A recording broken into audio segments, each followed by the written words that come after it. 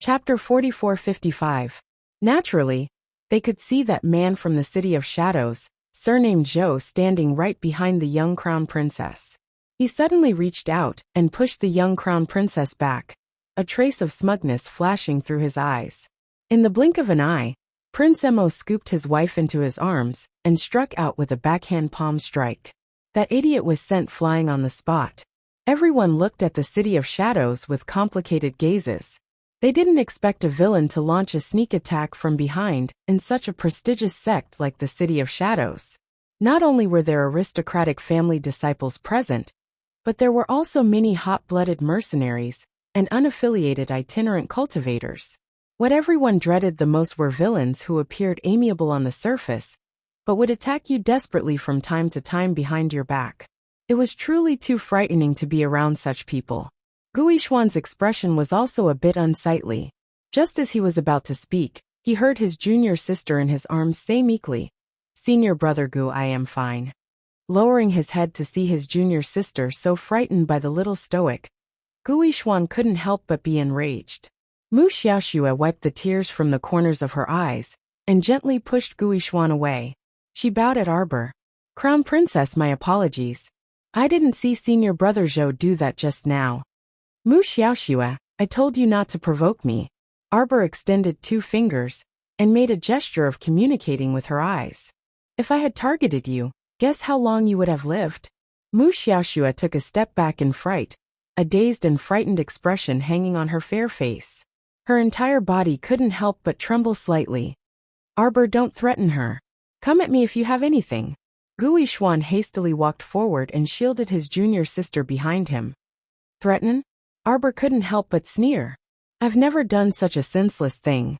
She walked step by step toward the pair of martial siblings. Guishuan was actually intimidated by her aura, but in order to protect his pitiful junior sister, he forcibly suppressed the fear in his heart and stood in front of Mu Xiaoxue. "Mu Xiaoxue, do you not understand what I'm saying? I told you not to act like a little white flower in front of me. I, the crown princess, won't fall for your tricks like those 2 idiots beside you." Tears welled up in Mu Xiaoxue's eyes as she said pitifully, "I didn't." "Cut the crap and compensate me." Arbor interrupted her coldly. What compensation?" Mu Xiaoxue couldn't help but shudder. She felt as if she had fallen into an ice cellar. "That's enough. Lin Miao." Flung her sister Lin Jinner's hand away and shouted angrily. "Even if someone attacked you in the City of Shadows just now, he's already dead. What compensation do you want? Why don't you go underground and ask for compensation?" As soon as Lin Miao finished speaking, she felt several cold gazes land on her. Traces of killing intent made her tremble all over. She quickly retreated behind Lin Jinner, lowering her head and not daring to look at the crown prince and the others' expressions. "Compensation?" Arbor roared impatiently at Mu Xiaoxue. 10 million spirit coins. Mu Xiaoxue's eyes immediately widened. Guishuan, Zhao Yi, and the others also stared at her in shock. They all cried out in unison, 10 million. "You! Cut the crap!" Arbor didn't have the patience to be long-winded with them. She slowly raised the ice sword in her hand. "It's fine if you don't want to compensate. Eat my sword." Chapter 4456. You. Guishuan pulled Mu Xiaoxue back and stepped into the water. When they looked back, they realized that they were not far from the circle of light. They were so frightened that they hurried ashore. But an ice sword was right in front of them. "You should be glad that the idiot who stabbed me in the back is already dead." Qiao Mu gazed icily at Mu Xiaoxue as she enunciated each word. "Does the City of Shadows want to be buried with him? Compensate! Compensate! Compensate! Compensate!" Lin Jinner rushed forward and blocked Guishuan and Mu Xiaoxue. She took out a spirit coin card from her inner world and presented it with both hands.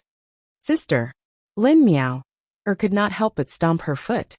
Lin Jinner ignored her and handed over a spirit coin card.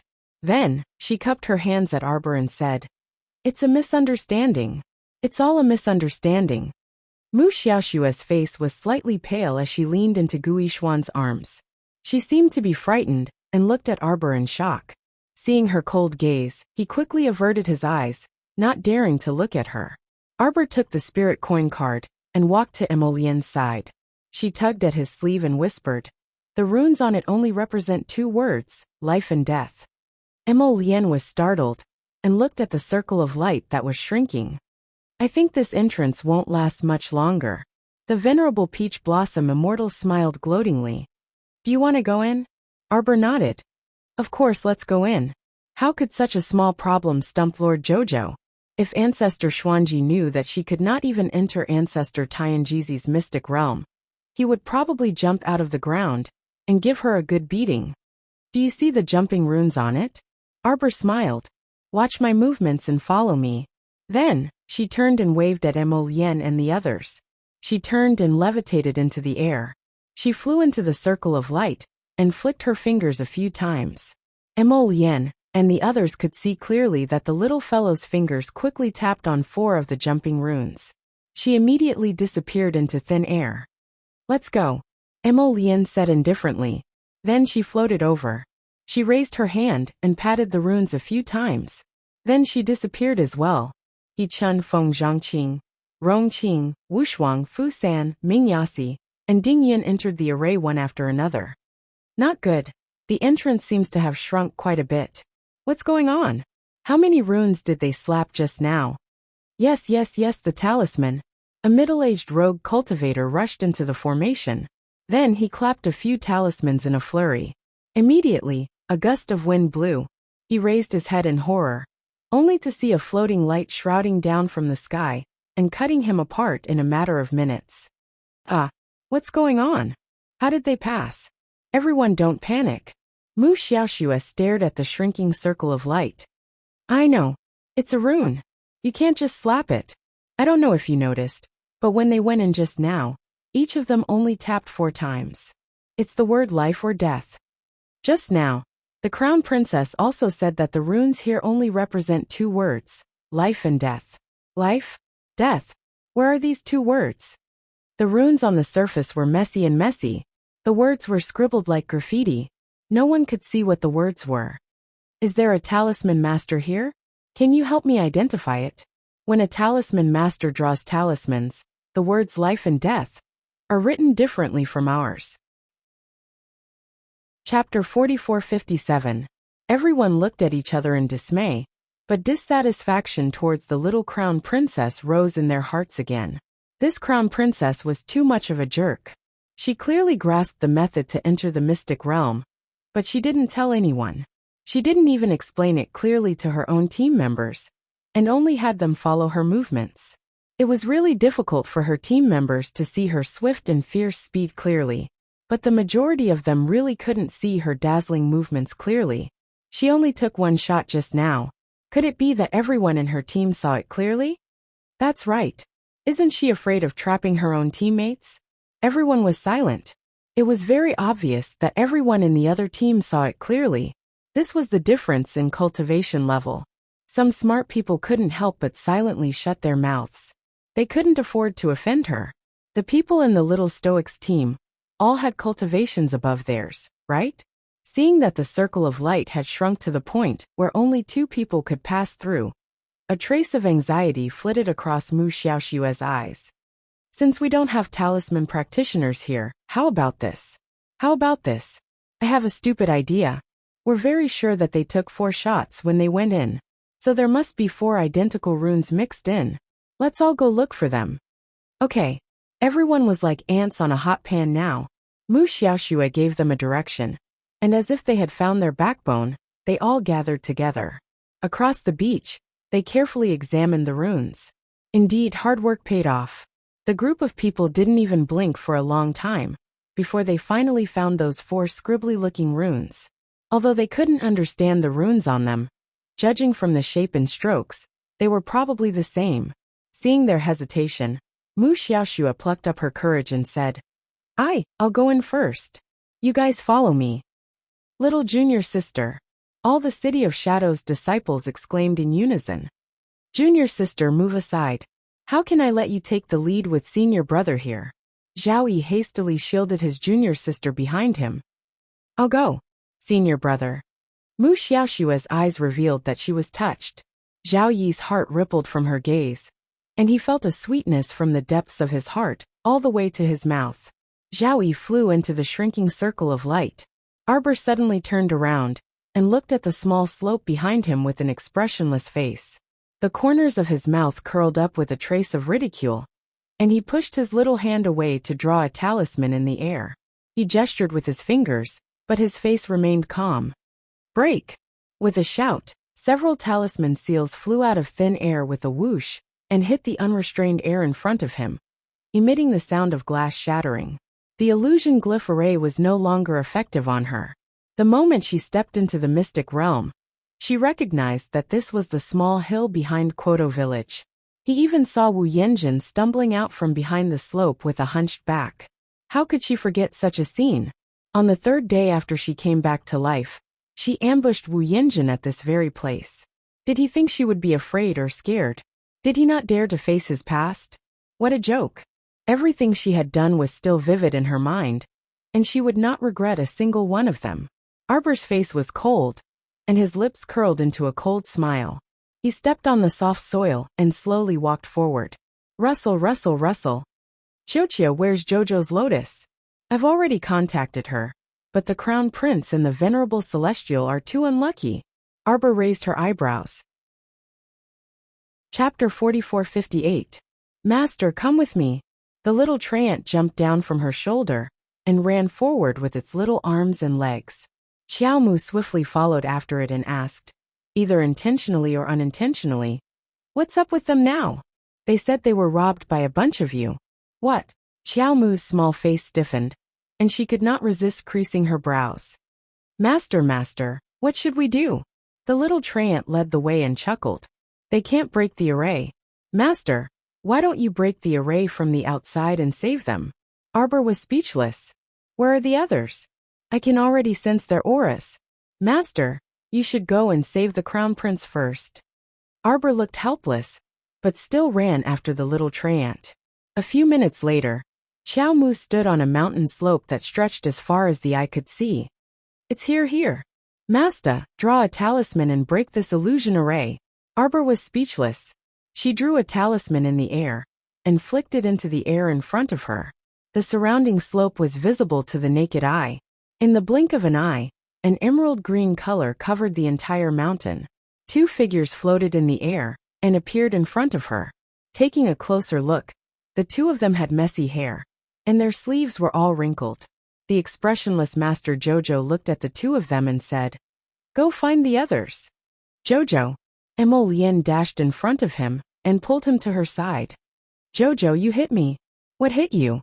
"She even kicked me a dozen times." The Venerable Peach Blossom Immortal pointed at the footprints on his robe. "Did you see that? You kicked me." Master Jojo put on a cold and emotionless face. A small illusion array can make you look so pathetic. Useless. What trifling illusory formation. Emolien huffed. I originally thought that it was merely a mirage illusory formation. Who knew that a bunch of you would pounce on me, each with a physical body, kicking, biting, scratching, and tearing. You even forced me to hand over my Dharma treasures and spirit coins. Arbor looked at him expressionlessly. Haha. Believe me. Emolien reached out and held her little face. You look exactly the same as when we first met. I recognized it at a glance. It was you who was in the prime of your youth. He looks about 12 years old. The Venerable Peach Blossom Immortal twitched his mouth and pointed at the 17 or 18 small footprints on his robe. Did you see that, Jojo? These are all footprints left by a bunch of your kicks. I gave them a pile of spirit tools and Dharma treasures. Speaking of which, it's strange. After your illusions took the Dharma treasures and spirit tools, they all left. The little treant burst into laughter. It's not my illusion. Arbor's face was still cold. It's old man Fecta. Really? Why does it look so real? Yes, it's too real. What a bunch of you. The Venerable Peach Blossom Immortal counted silently. There are at least 100 of you. Arbor. The little treant said hurriedly. Master Silver, I think there's something fishy about this. Look at the two of them. There are footprints on them, and their hair is messy. They really don't look like they were created by an illusion array. Could there really be 100 of you hidden in this place? Arbor glanced at the little treant and looked at them coldly. Let's go. Go find Wuxia and Fusan. They're nearby. The venerable peach blossom immortal tidied his messy hair and walked to Emolien's side to poke her. Jojo is having a mental breakdown. Chapter 4459. Although Emolien did not say anything, the smile in her eyes had already revealed her current mood. One must know that when the two of them had just entered the illusion glyph matrix, they had seen the overwhelming number of Jojo pouncing on them, tearing, pulling, and violently robbing them. At that time, all sorts of feelings had welled up in their hearts. Qiuqiu could not help but laugh. But in the blink of an eye, it met its master's cold eyes, and hurriedly put on a serious face. What exactly is it? Arbor looked at the two of them helplessly. She did not believe that the two of them could not even make a small illusion glyph matrix when they worked together. The reason why they stayed there must be some strange discovery. Emolien held her hands and looked at her with a smile. You may not believe it. Sigh. These Jojo that look exactly like you are all mechanical men. Ah. Arbor opened her mouth in surprise. Mechanical men? Yes, they are made of deep-sea mystic crystal. Mechanical men. Emolien nodded with a face full of certainty. Speaking of which, the craftsmanship of these mechanical men is really not bad. Yes, they are so agile. They rush up and strip off clothes to rob. Simply.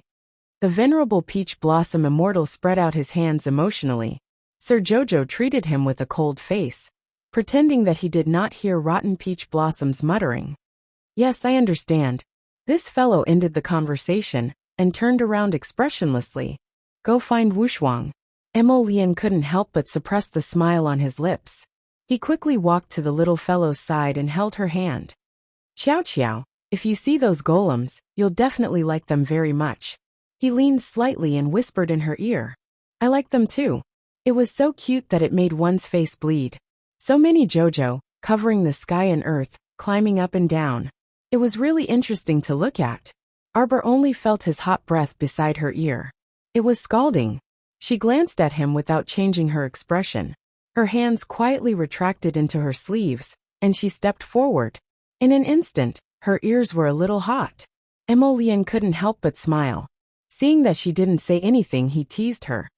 Jojo, turn around and look at me. Jojo, don't panic. Although there are more than 100 Jojos, I can recognize you at a glance. There's no mistake. Jojo, take a guess. How many Jojo are there? Jojo. I suspect that this arcane realm has an owner. Arbor finally stopped and turned to him with a calm expression. You mean Ancestor Fecta isn't dead yet? It's possible. Impossible. Arbor shook his head. Why do you say that? Emolien asked with a smile. A woman's intuition. The crown prince turned and exchanged a glance with the venerable peach blossom immortal. I believe in you, Jojo. Jojo's intuition is very accurate.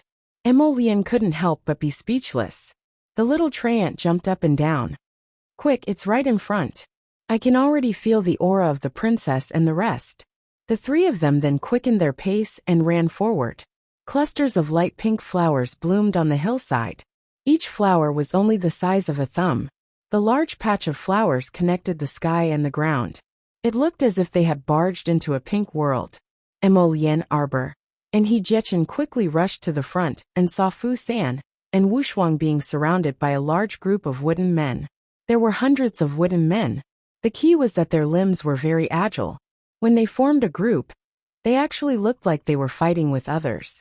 Their spiritual power overflowed, and their energy was released continuously. Chapter 4460. Arbor was amazed. These wooden men even knew how to set up formations. 17 or 18 wooden men nimbly jumped onto their companions' shoulders and waved their wooden arms. Immediately, countless spiritual powers flowed out and attacked Fu San and Wuxia. Luckily, the wooden men were only at the 7th level of the spiritual realm, which was far below Wuxia and Fu San. Thus, the two of them were not in any danger. However, they did not feel any pain. They attacked the two of them in groups, which made them a little flustered. Fu San's fireballs landed on the wooden men, but the fire could not burn them. It was obvious that these wooden men were not so simple. They were made of fire-resistant materials. Arbor, He Jiechen, and Emolien jumped up and landed beside the two of them. They raised their hands and slapped away the wooden men around them. Brother, sister-in-law. And Wushuang's eyes lit up. She hurriedly shouted, "We have to think of a way to trap these things. They can't be killed or burned. Look, they can still move after being scattered." Sure enough, when Xiaomu turned around to look, she saw several wooden arms and legs scurrying back and forth around them like headless flies. It was very frightening to look at. "Move aside." Arbor frowned. He raised his hand and threw out a pitch-black round pearl. He leaped onto it and hovered in front of everyone. "What is this?" Princess Wushuang asked in surprise. Arbor did not answer. He slapped out 2 beams of divine energy and landed heavily on the heart of misfortune. The pitch-black round pearl instantly exploded with thousands of rays of strong light. Instantly, thousands of rays of light swept across everyone present and covered the wooden men that were about to charge forward. Emolien, Hu Jiechin, Fusan, and Wushuang hurriedly raised their hands and pressed down. Abundant energy flowed through their bodies. They stood firmly on the spot and did not move an inch. Only their robes and hair danced with the strong wind. The wind whirled past and swept away the hundreds of wooden men in front of them. The black bead slowly gathered its light and fell into Arbor's hand. The little stoic turned her head to glance at the 4 people, without batting an eyelid. She put away the heart of misfortune in passing and said aloofly, "Let's go." "Wow. What's that?"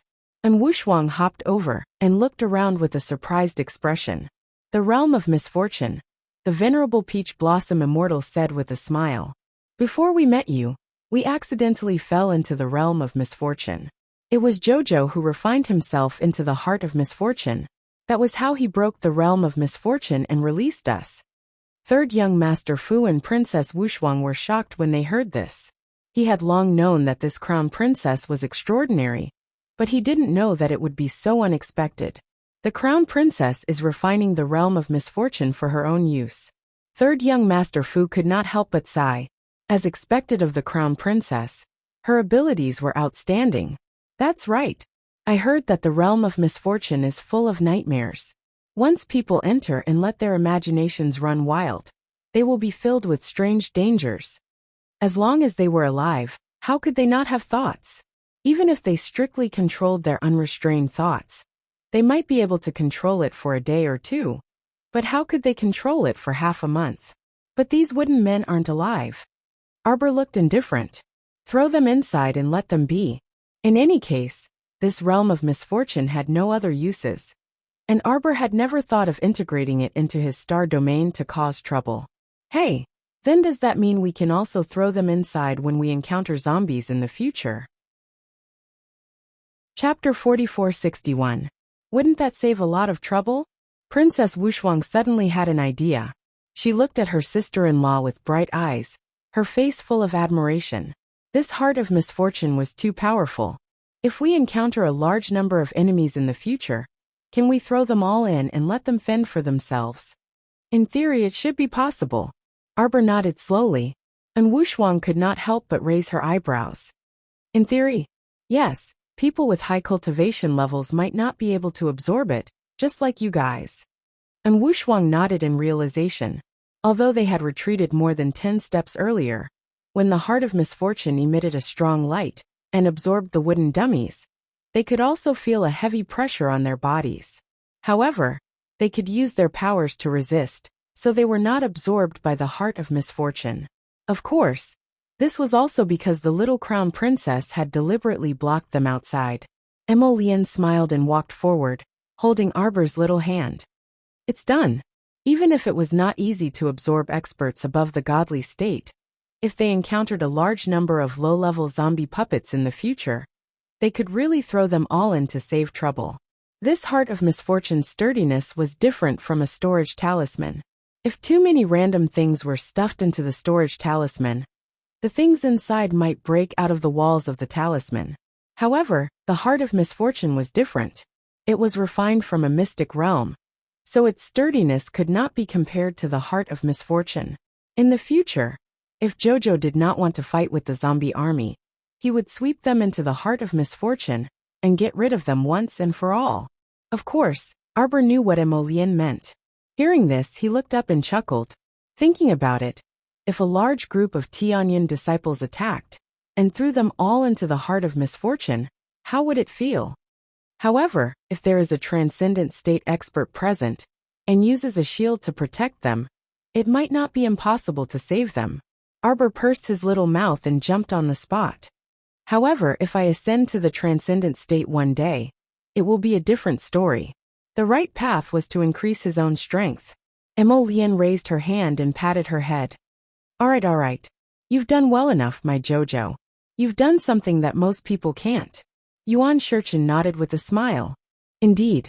And Wushuang laughed heartily and ran forward to hold the young crown princess's hand.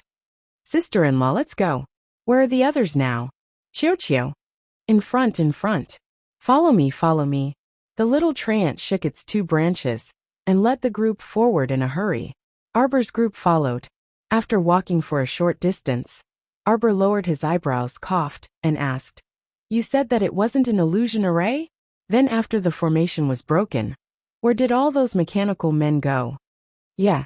The venerable Peach Blossom Immortal turned around and floated in front of Arbor. He said with a smile, It's really strange. After the talisman formation was broken, those little Jojos all disappeared. What little Jojos? Princess Wushuang asked curiously. Nothing. Arbor took the lead and walked forward expressionlessly, leaving Yuan Shurchen and the others behind.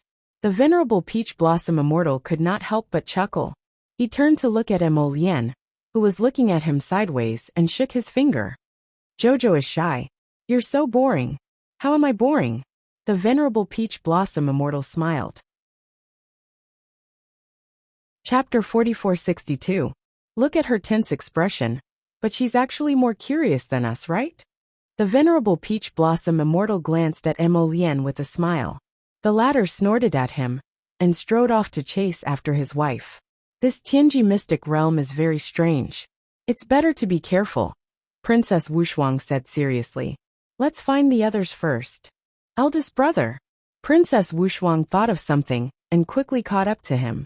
She said loudly, I seem to have forgotten to tell you. The old man told us before that this place has a weapon refining cauldron even better than the heavenly forging cauldron. Our goal in this mystic realm isn't to find anything else. Our objective is to find this weapon refining cauldron.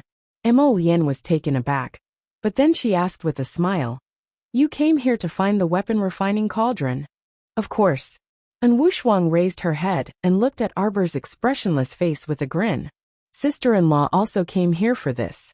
Xiaomu's face was stiff and icy as she explained in passing, I came to slap Ancestor Tianjizi's face.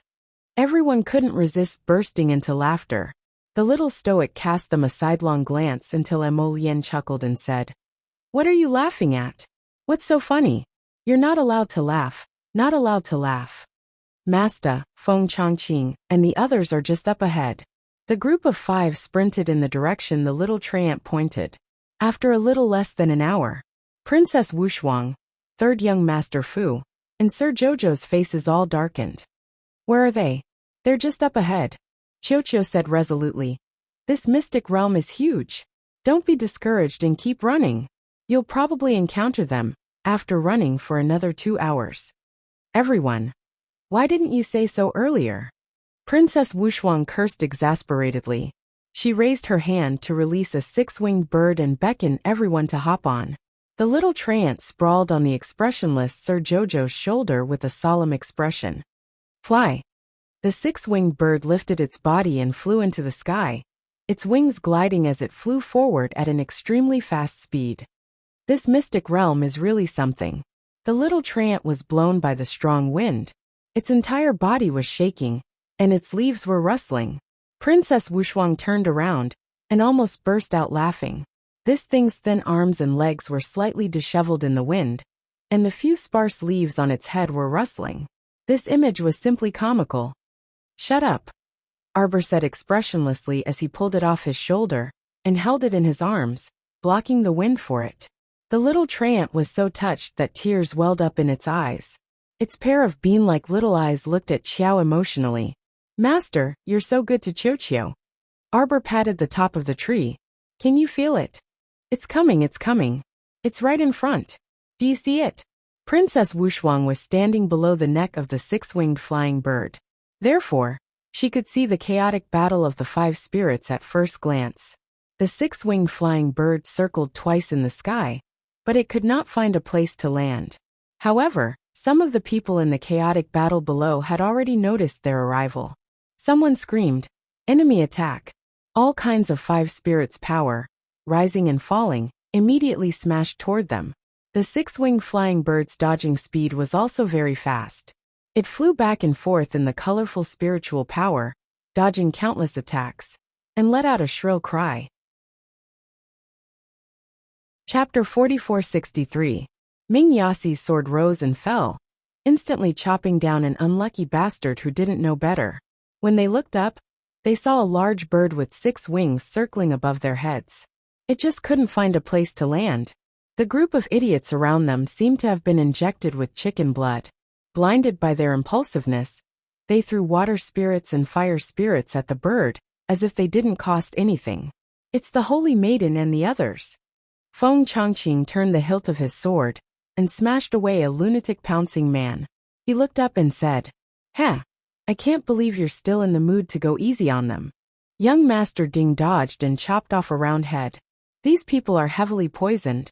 They've completely lost their minds. We can't let them live." Crown Prince Rong quickly stepped forward and waved at the bird in the sky. "Jojo, they're all here." And Wuxia looked down, then turned to Arbor and Emolien and nodded slightly. In the next moment, Princess Wuxia quickly put her 6-winged bird back into the spirit beast space. The 5 of them descended from the sky and landed beside Rong Qing and Feng Chongqing. Feng Chongqing turned to look at Arbor and said happily, "Holy Maiden, are you all right?" "We're fine." Arbor expressionlessly knocked down a young girl pouncing at him and sent her flying with a kick. "What's going on?" "I don't know. We just broke the illusion array and reunited. Then we ran into these people. They all seemed to have lost their minds. They pounced on us, bit us and tore us apart. They looked like they wanted to fight us to the death." Arbor frowned and slapped the back of a fat middle-aged man. The latter staggered and fell to the ground. But before he could get up with a roar, Xiaomu kicked him in the back. It was as if he had been crushed by a large mountain, and his whole body heavily fell back onto the ground. Arbor's gaze fell on the man's back. There were some burnt talisman ashes on the man's back. Arbor raised an eyebrow and muttered to himself, "Puppet talisman?" When he said this, everyone looked around vigilantly. "There's a talisman master here?" Arbor stretched out a finger, disdain in his eyes. He took some unburned talisman ashes from the middle-aged man's back and rubbed them between his fingers.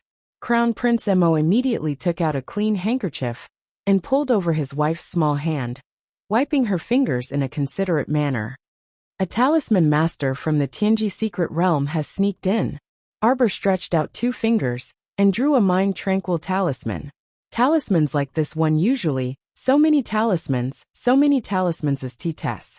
Feng Zhangqing, Ming Yasi, Rong Qing, and Wuxia, and the others were naturally aware of her identity as a grand talisman master, but they rarely saw her draw talismans in the air. Her movements were smooth and graceful, and her fingers moved like a dragon without the slightest pause. The same thought floated in everyone's minds. Watching the young crown prince consort make seals was simply a kind of visual pleasure. As the mind-tranquil talismans appeared out of thin air, rays of talisman light fell onto the backs of the people around her. All the people who were tearing each other apart lowered their hands in confusion. Arbor glanced at them. He only had a vague impression of a few of them. They seemed to be disciples of the aristocratic families of the Divine Prefecture. He didn't recognize the rest. "Who are these people?" Princess Wuxia asked in surprise. Third young Master Fu's mouth twitched. "Shuang. We met them at the entrance of the secret realm." Chapter 4464. "Oh!" And Wuxia nodded and glanced at the crowd in confusion. "So it's them. How did they end up like this?" Arbor was also puzzled. Her hands didn't stop moving as she inserted mind-cleansing talismans into everyone's bodies one by one. Not long after, the middle-aged fat uncle, who had been injected with the mind-cleansing talisman, woke up. He sat up from the ground and looked at Arbor and the others in confusion. Suddenly he bounced up and asked, "Why are you here?" He touched the bloodstains on his chest and screamed in fright. Why am I bleeding so much? Feng Zhangqing and the others couldn't help but roll their eyes. Uncle, stop screaming. You were all controlled by the puppet talisman. That's why you surrounded us and attacked us. After that they even started killing each other. Crown Prince Rong hurriedly said, "Look at the knife in your hand. There, did it land on that person's butt?" The fat uncle turned around and saw that his weapon was indeed on the butt of an unlucky person behind him. That unlucky person was lying face down on the ground. It was obvious that he was dead. The fat uncle screamed in fright and hurriedly pulled his knife out of the person's body. He couldn't hold the knife steady, and it almost fell to the ground. He screamed, How did this happen? I already said that you were controlled by the puppet talisman." Young Master Ding rolled his eyes speechlessly. "Miss Chiao saved you with the mind-cleansing talisman. Stop screaming." The plump uncle recovered his senses in a state of shock, and he turned to look at Xiao Mu and Emo Lien, who were standing a few steps behind him. The little crown princess was still drawing talismans in the air and pushing out one talisman after another. When she saw the fat uncle looking at her in horror, she only glanced at him indifferently. After using the last mind-cleansing talisman, Arbor's body swayed slightly. Emo Lien hurriedly reached out and held her in his arms. "Jojo." Emo Lien frowned slightly, his handsome face full of disapproval. To put it bluntly, the life and death of these people had nothing to do with them. He was not happy to see his Charles exhaust his talisman power to save these ungrateful people. "It's nothing. It's just that I've used too much talisman energy." Arbor patted the back of his hand to comfort him. He frowned and said coldly, "It's not to save them. I just don't want the 3 continents to become even more chaotic. If these people all died in this secret realm at the same time, then if nothing unexpected happened, the clans, mercenary groups and clans that they belong to would definitely cause a great deal of trouble. At that time, they would suspect and fight each other, and the entire world would definitely become even more turbulent and uneasy." Emo Lien's heart softened. She stroked her hair and said in a low voice, "Jojo, how can I help you recover?" "I'm fine. My talisman energy recovers quite quickly. I'll be fine after resting for a while." After saying that, he reached out and took out a pill and swallowed it. "What are you doing?" And Wu Shuang reached out to block the fat uncle who was walking forward. "Are you looking for trouble?" No, miss, you misunderstood." The fat uncle looked embarrassed. He stammered, Miss Chiao saved us." "What Miss Chiao?" "That's my sister-in-law. She's called the Crown Princess." It was indeed inappropriate to call her the Crown Princess when they were out training. She thought for a moment and said, "Call her Madame Mo."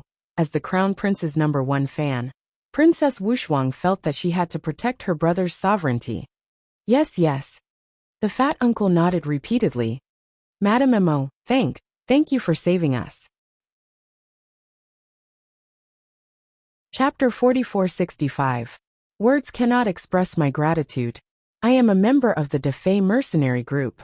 Although my cultivation is lacking, but in the future, if Madam needs any help, just say the word, and I will definitely do my best to help. And Wu Shuang couldn't help but smile, thinking, I didn't expect this chubby middle-aged uncle to be such a sentimental person. Arbor's eyes flickered slightly, and he turned to look at the chubby middle-aged uncle, nodding lightly with an indifferent expression. Soon, many aristocratic family disciples, mercenaries and rogue cultivators who had regained consciousness also came forward and cupped their hands to express their gratitude to the little crown princess. Some people's expressions were a little unnatural. They probably recalled how they had secretly cursed the little crown princess in their hearts at the entrance of the secret realm, and now they felt very embarrassed when they thought about it. "Everyone, does anyone else remember what happened?" Feng Zhangqing asked in a low voice. "Why were all of you affected by the puppet curse? Who cast this curse on you? Do you have any recollection?" Hearing this, everyone shook their heads and looked at each other. Someone recalled, "At that time, we were able to enter the Tianji secret realm with great difficulty, and we were all very excited. When we came in, We only saw a scene of white mist in front of our eyes. Yes, I also saw a scene of white mist. After that, I don't know what happened to the others. I only felt that my head was dizzy for a moment, as if someone had punched me a few times. Yes, did you feel the same? Indeed. The chubby middle-aged uncle scratched his head. Everyone, just now you said that we were affected by the puppet curse? But may I ask, can this kind of curse only work if it is used on us face to face? That may not be so. Arbor looked at the chubby uncle who asked the question, and said expressionlessly, a great curse master can cast a puppet technique thousands of miles away, and take a person's head with a snap of his fingers. Everyone couldn't help but gasp. Arbor saw that they were scared out of their wits and were all dumbstruck. So he continued, however, to prepare so many puppet curses is definitely a big deal. That's right. There are over 100 people here, and all of them have been affected by the puppet charm. And Wuxia came to a sudden understanding. So the person that utilized the puppet talisman definitely possesses more than just these few talismans, right? Arbor nodded again, agreeing with Wuxia's opinion. Indeed, he must have at least 1,000 talismans in his hands, which is why he can use them so freely. Madam Mo, do you think the person who cast the spell on us is still among us? That's possible. The disciples of aristocratic families, mercenaries, and rogue cultivators immediately burst into an uproar. They looked at each other with vigilance in their eyes. But I don't think that's very likely. Arbor's expression was indifferent. Just now, I gave each of you a mind-cleansing talisman to remove the puppet spell on your body. In other words, all of you should have been affected. If the person behind the scenes wanted to control you, it's unlikely that he would also be affected by the puppet charm. In that case, wouldn't that person be unable to properly appreciate what the people under his control looked like now? Then who could it be? The group of people were like headless flies, their faces filled with nervousness. Will this person come to harm us again? Chapter 4466. 5:0218 people were different from each other. Arbor glanced at the chubby uncle and nodded with an honest expression. I think so. Everyone instantly looked as if the sky was about to fall. Like ants on a hot pan, they paced in front of Arbor's group. What should we do? They came to the mystic realm to ask for a lucky treasure, not to lose their lives. Arbor glanced at them and decided not to scare these timid fellows. Calm down. Actually, you don't have to worry too much.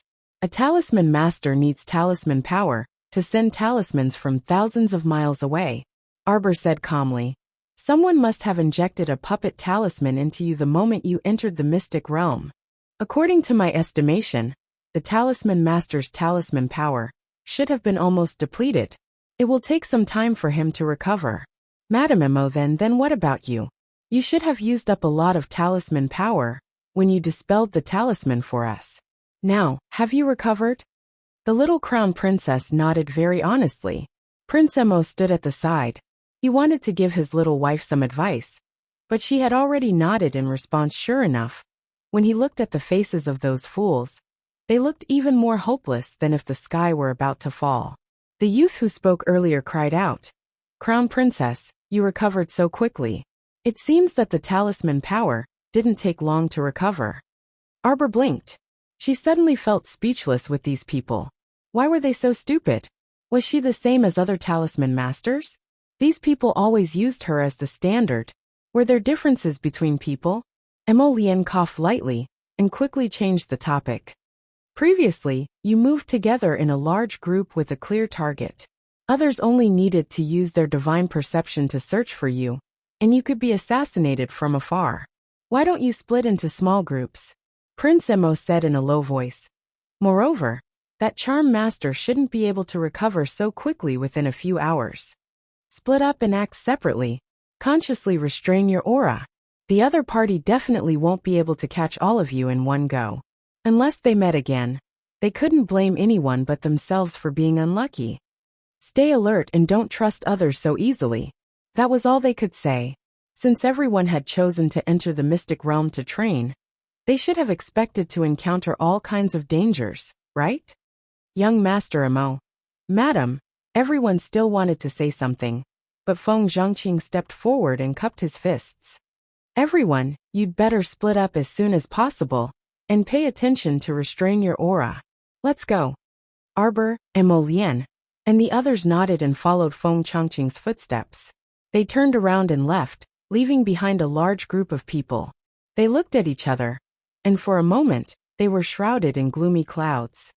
Sister-in-law, I think those people just now seem to want to follow us.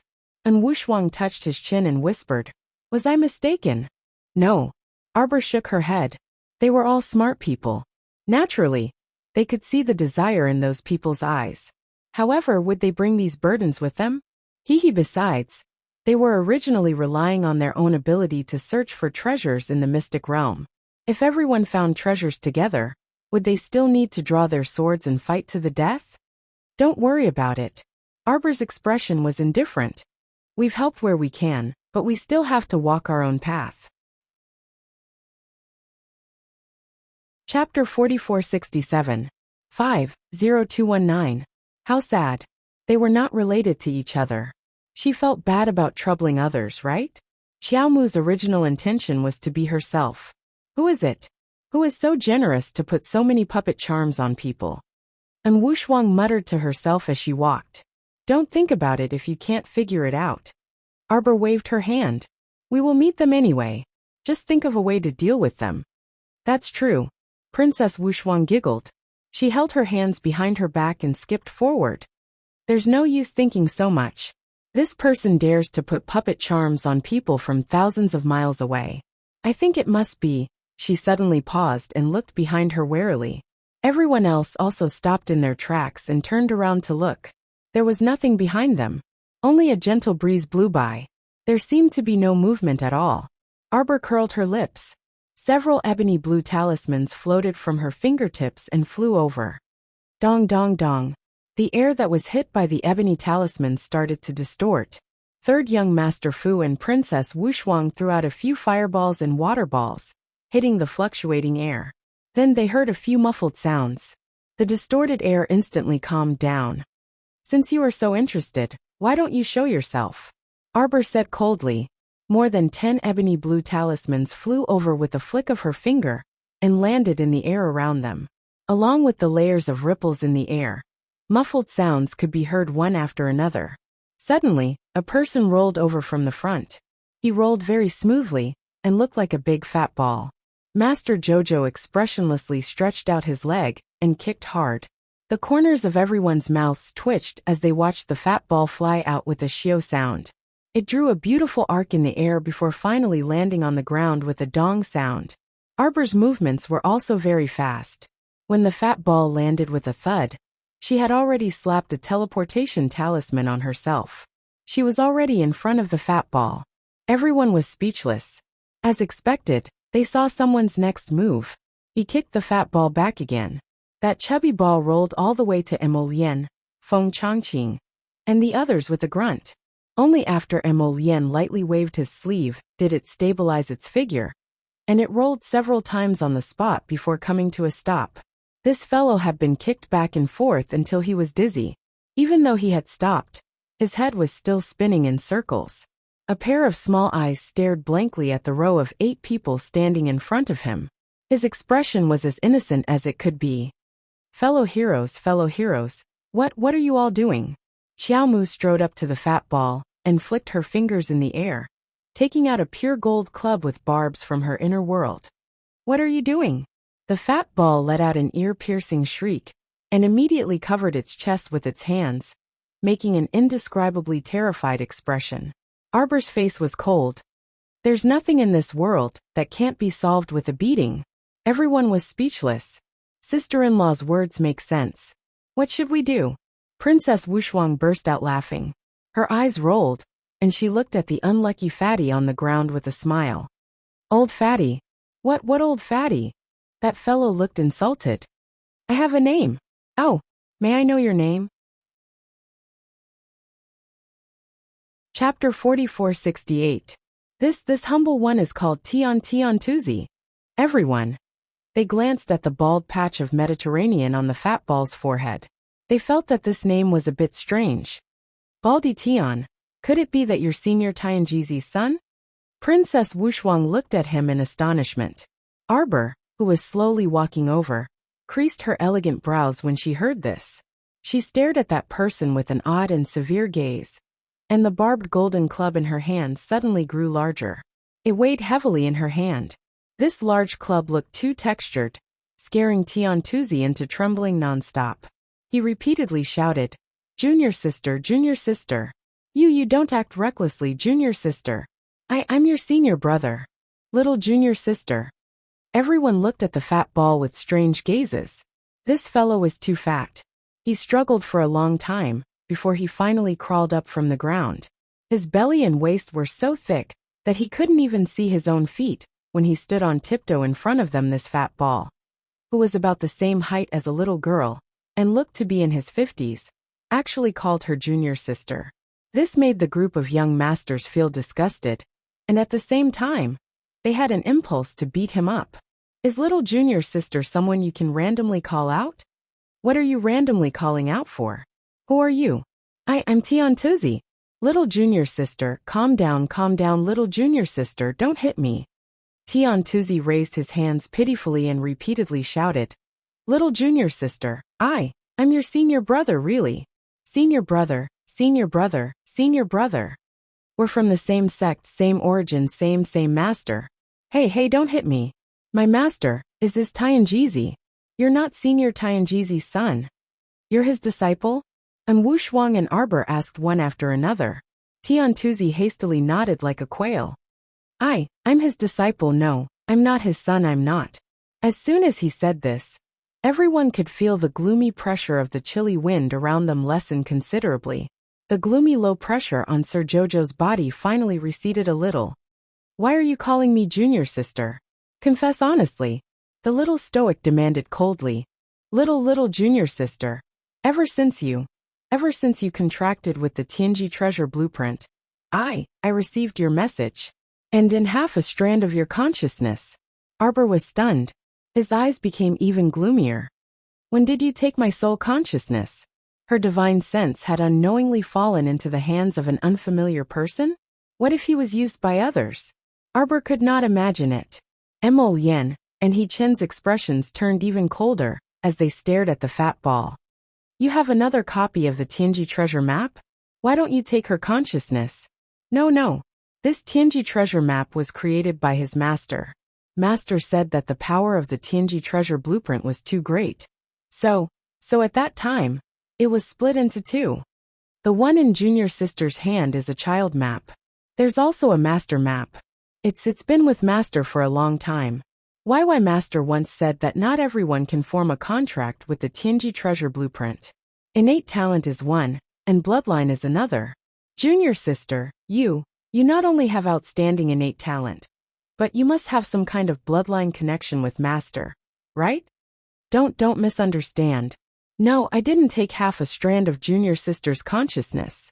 It was absorbed by the master map when the Tianji treasure map was contracted. Junior sister is related to master by blood. Chapter 4469. Moreover, she's master's final disciple. We definitely won't harm her. The fat ball repeatedly waved his hands in agitation. Mo Lien looked at him suspiciously. "Why were you sneaking around just now? Speak." Princess Wushuang roared from the side, giving the fat ball a fright. He shrunk back and promptly confessed honestly. I sensed, when he saw Ma Yingqian and Mo Lien looking at him." This fellow shuddered and hastily said, No, it was I who discovered that the mother map of the Tianji treasure diagram sensed something. I almost couldn't control that mother map and make it fly out of the tomb on its own." Tian Tuzi hastily said. So, I guess that little junior sister must have accidentally stumbled into master's mystic realm. I was very agitated. I especially wanted to take a look at her." This fat ball timidly glanced at the little stoic and stammered. I don't have any ill intentions. I just wanted to stealthily take a few glances at little junior sister inside the invisibility formation. I wanted to confirm her identity first." He stammered as he spoke, but he still fully explained the cause of the incident. The little stoic said expressionlessly. Although I contracted the Tianji treasure diagram, I don't know the slightest bit about mechanisms and concealed weapons. At that time, she was completely clueless about the mechanisms and concealed weapons in the Tianji treasure diagram. So she threw it all to the two youths to learn. Speaking of which, Ancestor Tianjizi's true disciples should be Emolian and Duanyu.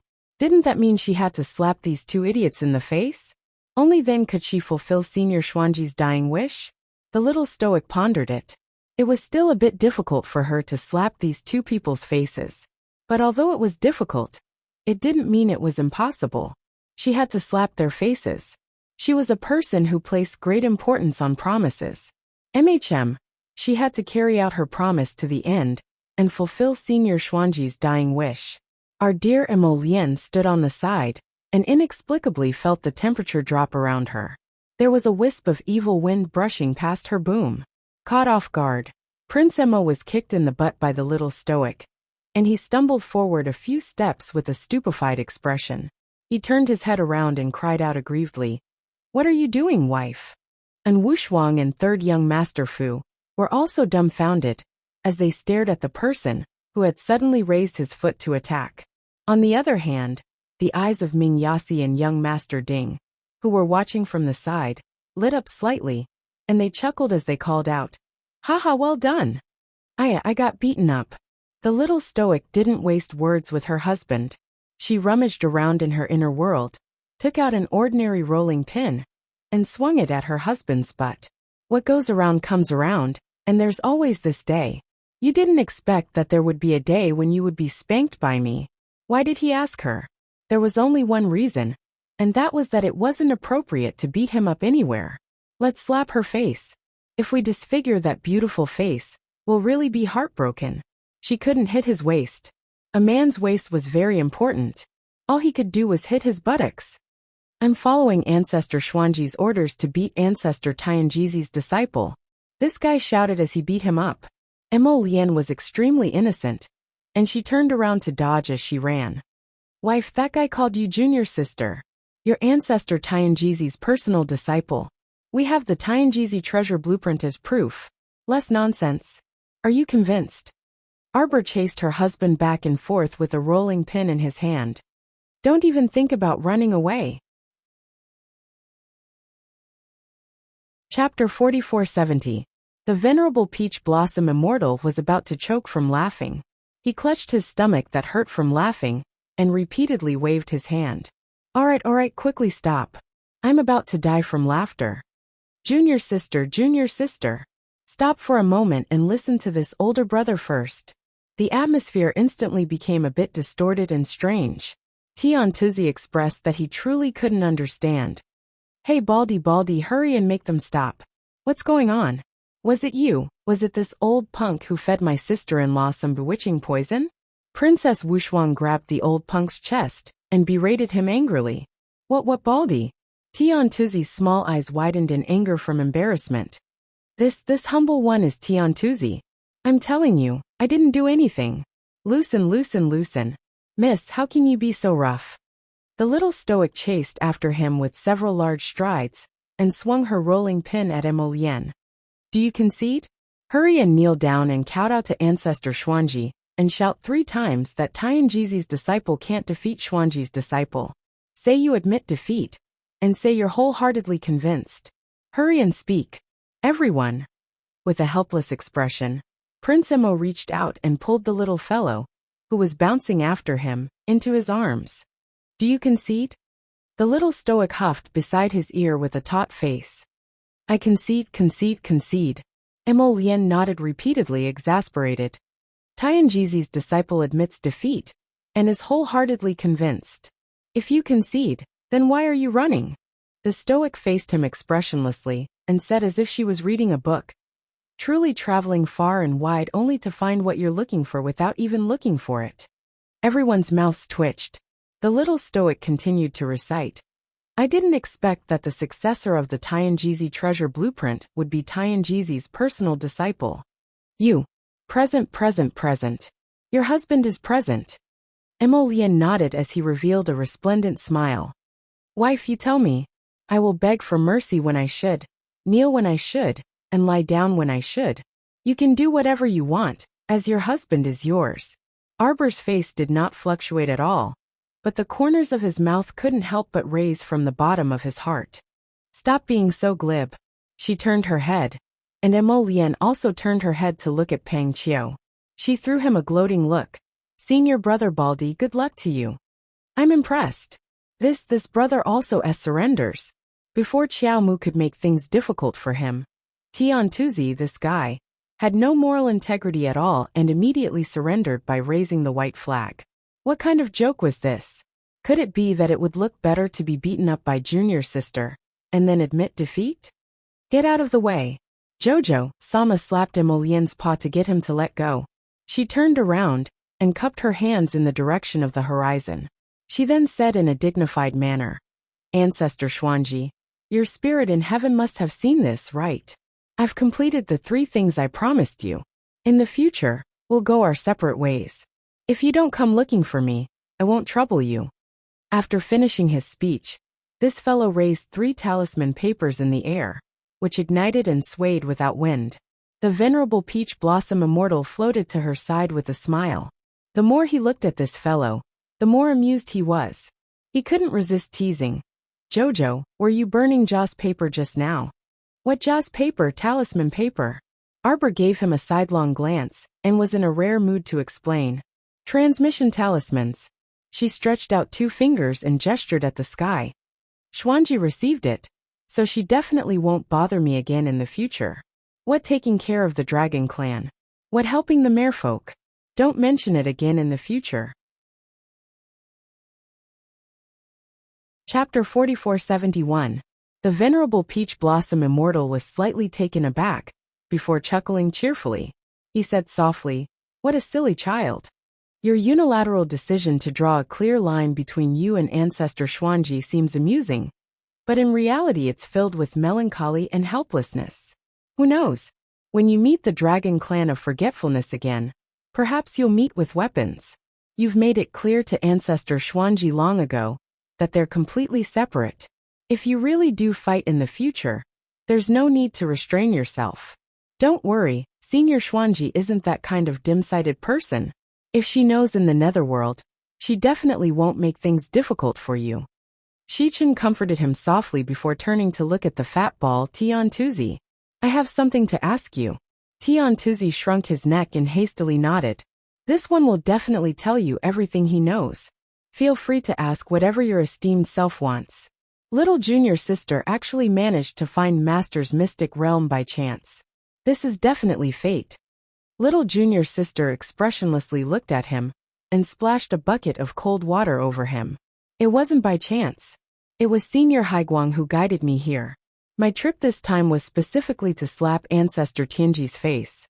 Tian Tuzi, little junior sister. Arbor spread her fingers. Don't call me that. Although I contracted the Tianji treasure blueprint, it's just a divine weapon to me.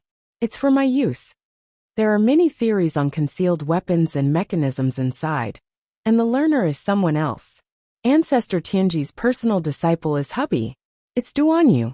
Tian Tuzi nodded repeatedly but still asked, little junior sister, do you want to meet Master? Arbor was silent for a moment before slowly nodding. Okay. The Tianji treasure blueprint had saved her from danger several times. Speaking of which, Ancestor Tianji had unknowingly protected her more than once. Tian Tuzi instantly looked gratified and murmured, little junior sister and Senior Xuanji also have a lot of connections. From what little junior sister said just now, she had completed the 3 things she promised. Presumably, little junior sister and Senior Xuanji also had some kind of promise? Arbor didn't answer. Ichin curled his lips slightly and looked at the fat ball. Let me ask you, did you create a bunch of mechanical puppets in JoJo's style? After Ming Yasi, young Master Ding, Rong Qing, and the others fell into the secret realm, they had never seen a golem that looked like JoJo, so they naturally did not know about this matter. Hearing Yuan Shurchen's question, he looked at Arbor, who was standing at the side. Sir JoJo's expression did not change at all. His expression was calm and steady. Young Master Ding couldn't help but burst into laughter.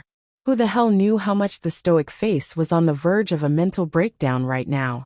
How could anyone tell from his expression? You did it. Emolien's cold eyes stared at Tian Tuzi. Why aren't you telling the truth? Tian Tuzi nodded frantically. I'll confess. I didn't say I wouldn't confess. Those mechanical puppets were created by me. I think that master will definitely like this little inner disciple. I made a few of them according to her half-wisp of divine sense. So that's how it was. Emolien mused inwardly. When Jojo contracted with the Tianji treasure blueprint, he was 12 years old. No wonder that bunch of Jajas were all at this age. After the more I made them, the smoother they became. Just Tian Tuzi peeked at little junior sister's expression and repeatedly said with a heavy heart, Little junior sister, I didn't do it on purpose. These mechanical puppets originally weren't so nimble. After your half-wisp of divine sense floated out of Master's tomb. Chapter 4472. I don't know why, but they actually engraved a spiritual imprint on each golem's forehead. And then they acted like that. Little junior sister, why you didn't encounter them on your way here, did you? They're usually very obedient. Perhaps they were too excited to see you. Otherwise they wouldn't have courted death in front of you. The fat ball's voice became lower and lower. Seeing little junior sister's expressionless face, he became more and more uncertain. Little junior sister's expression, was she happy or angry? How many? Lord Jojo grumpily roared at Tian Tuzi. 123. Tian Tuzi shrunk his neck, as if admitting his mistake. Why little junior sister? Why if you don't like them? Why then you can melt them all. Tian Tuzi looked like he was about to cry when he said this. These years, guarding the Fecta hidden realm had been very hard and lonely. Ever since he had this group of lively little junior sisters, his days had become much more interesting. Although little junior sisters often went out to cause trouble, they didn't guard their master's mausoleum and wandered around the hidden realm. They also liked to plunder their master's hidden treasures and hide them in their own little treasury, causing him to have to move those things back to their master's mausoleum every few days. However, they were so full of life and vigor that it made people happy to see them. Little junior sister, they're just a little lively, but they're actually quite capable. Tian Tuzi hurriedly said. If you think they're noisy, then put them in your spatial artifact refining space. That way, they won't be noisy. Arbor glanced at him and suddenly threw out a purple talisman. Talisman light swirled, and the purple talisman brushed through the air, heading straight for the fat ball's face. Tian Tuzi's face was blank and pitiful, but his fat body moved quickly. Just as he was about to flash past, Arbor had already recalled the purple talisman flowing with light. You don't know talisman arts? Tian Tuzi cried out pitifully. Little junior sister, our master isn't a talisman master. Where would he learn talisman arts? Arbor nodded calmly. If her opponent was a talisman master, he would have unconsciously used a defensive talisman to block her attack. This was an instinctive action during a talisman master battle. Under such a fast battle, senior brother Pang Qiu could not react at all, and would definitely carry out the most instinctive reaction to resist. However, the other party didn't. Instead, he quickly dodged. Arbor thought to himself, this senior brother Pang Qiu looks quite sincere. He shouldn't be the charm master who attacked everyone before. I'm sorry. The little stoic's probing was quick, but she was also quick to apologize. I previously discovered the existence of cursed practitioners in the mystic realm. Do you know about this? Tian Tuzi was a little stunned. Then he shook his head and nodded. Junior sister, although I don't know the origin of this charm master, as long as he is still in this secret realm, I have a way to find him. When the little stoic heard this, her eyes brightened slightly. How do we search? Master's mausoleum is in the main control room. You can see the entire situation in this secret realm. Does junior sister want to go now? Okay. Arbor nodded. They want to come with me.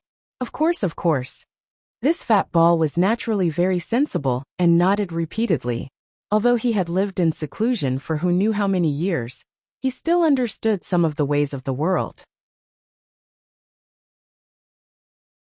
Chapter 4473. Although it was his master's mausoleum, he really shouldn't bring so many random people to disturb it. But since it was little junior sister who suggested it, then he had no reason to object. Thinking about it, master shouldn't mind.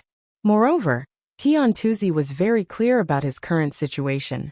Not only did little junior sister not trust him, little junior sister's group of relatives and friends probably didn't trust him either. If he insensibly suggested to let everyone wait outside and only bring little junior sister into the mausoleum, he reckoned that he would be beaten up. When he turned around, this round fatty was still very good at observing people's expressions. Little junior sister's husband wasn't someone to be trifled with. Those few young masters around her didn't seem to be good people. Either the arm couldn't win against the thigh. He better not seek his own death. Where is ancestor Tianjizi's mausoleum? Everyone please follow me. The round fatty took a few short steps and led the group forward. Arbor silently followed for a while and suddenly said expressionlessly, "Those mechanical puppets are all in the mausoleum? How did they run out?"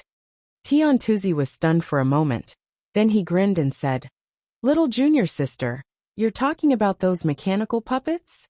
Arbor glanced at him, and Peng Qiu instantly felt a chill creeping towards his neck. He hurriedly shrunk his neck and said with a chuckle, "Those mechanical puppets, their temperaments are more lively. When they have nothing to do, they like to come out for a stroll. This isn't the first time they've come out of the mausoleum.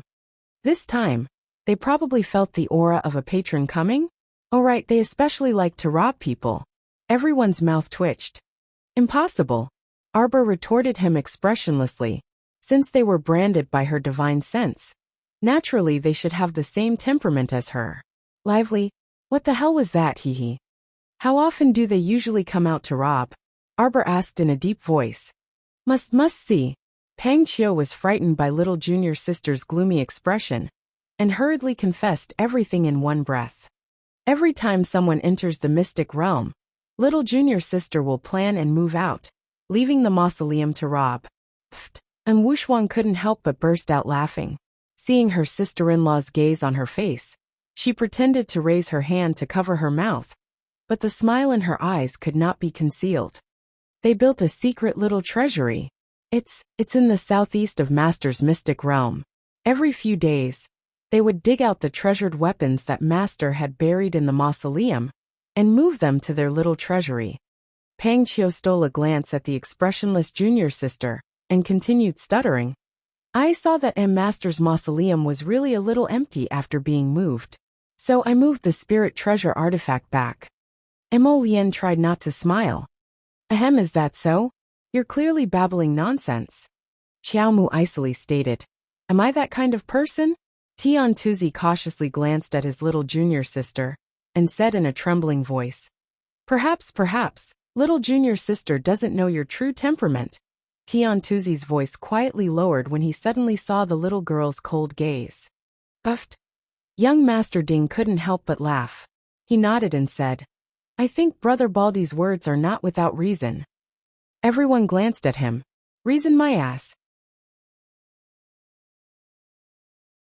Chapter 4474. Arbor took a step forward, his eyes brimming with vigor, and his small face was taut like a piece of iron. Every step he took left a deep footprint on the slope. It was as if he was ruthlessly stomping on the slope beneath his feet, with Baldy's head. Tiantuzi shuddered and pitifully followed her. He asked in a small voice, Is little junior sister angry? Princess Wuxia was overjoyed, and she cracked a smile. What do you think? You must have been remembered by sister-in-law. Not only will sister-in-law remember you, but my eldest brother definitely won't let you off either. The princess took pleasure in Fatty Baldy's misfortune, and threw him a look that said, Good luck. Tiantuzi only felt his entire body turn cold. When he turned his head, he saw Prince Emo staring at him icily. This guy instantly shuddered, and he hastily said honestly, Junior brother-in-law, Didi don't misunderstand. I didn't have any ill intentions when I built these golems, little junior sister. This pile of golems all had the appearance of 11 or 12-year-old children. They had small bodies and slightly large heads, and their facial features imitated little junior sister's appearance. Their small noses and small eyes were vivid and lifelike. However, it was only a 70-70-80% resemblance. It was still a distance away from little junior sister's current icy appearance. Emolien snorted.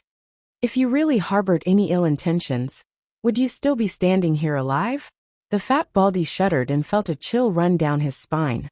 Subconsciously, he moved to the side of his junior sister to hide. Junior sister. Now that elder brother has confessed everything, can you forgive elder brother? The little stoic turned to look at him. I came here on Ancestor Xuanji's last wish. Originally, as Tianji's disciple, I would definitely beat you up when I saw you. Don't hit little junior sister. I'm truly convinced. Don't hit me. Fat Baldy cried out pitifully with a long face. The girl gave him a look that said, "You're very smart." While she walked forward, she said without batting an eyelid, "Did you just say that the group of mechanical puppets made a small treasury?" "That's right." The fat Baldy pointed in the southeast direction, and an idea suddenly flashed in his mind. "Little junior sister, do you want to take a look?" "It's not impossible," the little stoic replied stiffly. The corner of the fat Baldy's mouth twitched slightly. He immediately understood what the little ancestor meant. He nodded repeatedly and said, "After we become master's disciples, I will take you to that little treasury for a stroll. Yes, it's not far ahead." The fat Baldy wiped his sweat and walked forward with his short, fat legs. "Junior Marshall sister, look. It's just up ahead." Arbor looked in the direction Bald Fatty was pointing, and all he could see was a blur. It was as if he had reached the border of the secret territory. He couldn't see clearly with his naked eye. Everyone reflexively used their divine senses to explore that gray fog.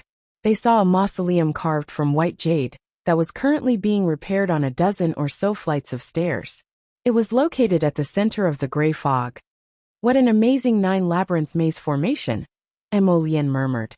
Tian Tuzi immediately turned his head around, beaming with delight. "Junior brother-in-law, you're quite knowledgeable about mechanisms and formations, right? Let's have an exchange later when we're free, all right?" Emolien glanced at him and nodded slightly. "Sure." Tian Tuzi immediately danced with joy. This guy had already forgotten the days and months in the Tianji secret realm. Chapter 4475. How could he not be happy when he finally found a kindred spirit who was well-versed in formations and mechanisms? "Everyone follow me." Tian Tuzi turned his head and beckoned. Just as he was about to step into the gray fog, his expression suddenly froze. "Not good. Someone has barged into the formation." Arbor raised his brow. With a slight movement of his finger, an attack talisman slid into the gray fog. It was like a clay ox entering the sea, never to return. There wasn't the slightest ripple. The joking expression on Tian Tuzi's face vanished. A hint of anger and murderous intent appeared on his chubby face. Who is so audacious as to attempt to barge into Master's mausoleum? "Let's go in and take a look," Arbor urged with a frown. That delicate woman's face inexplicably appeared in his mind.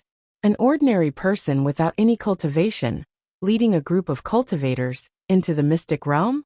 Why did he feel like he had seen this kind of person somewhere before?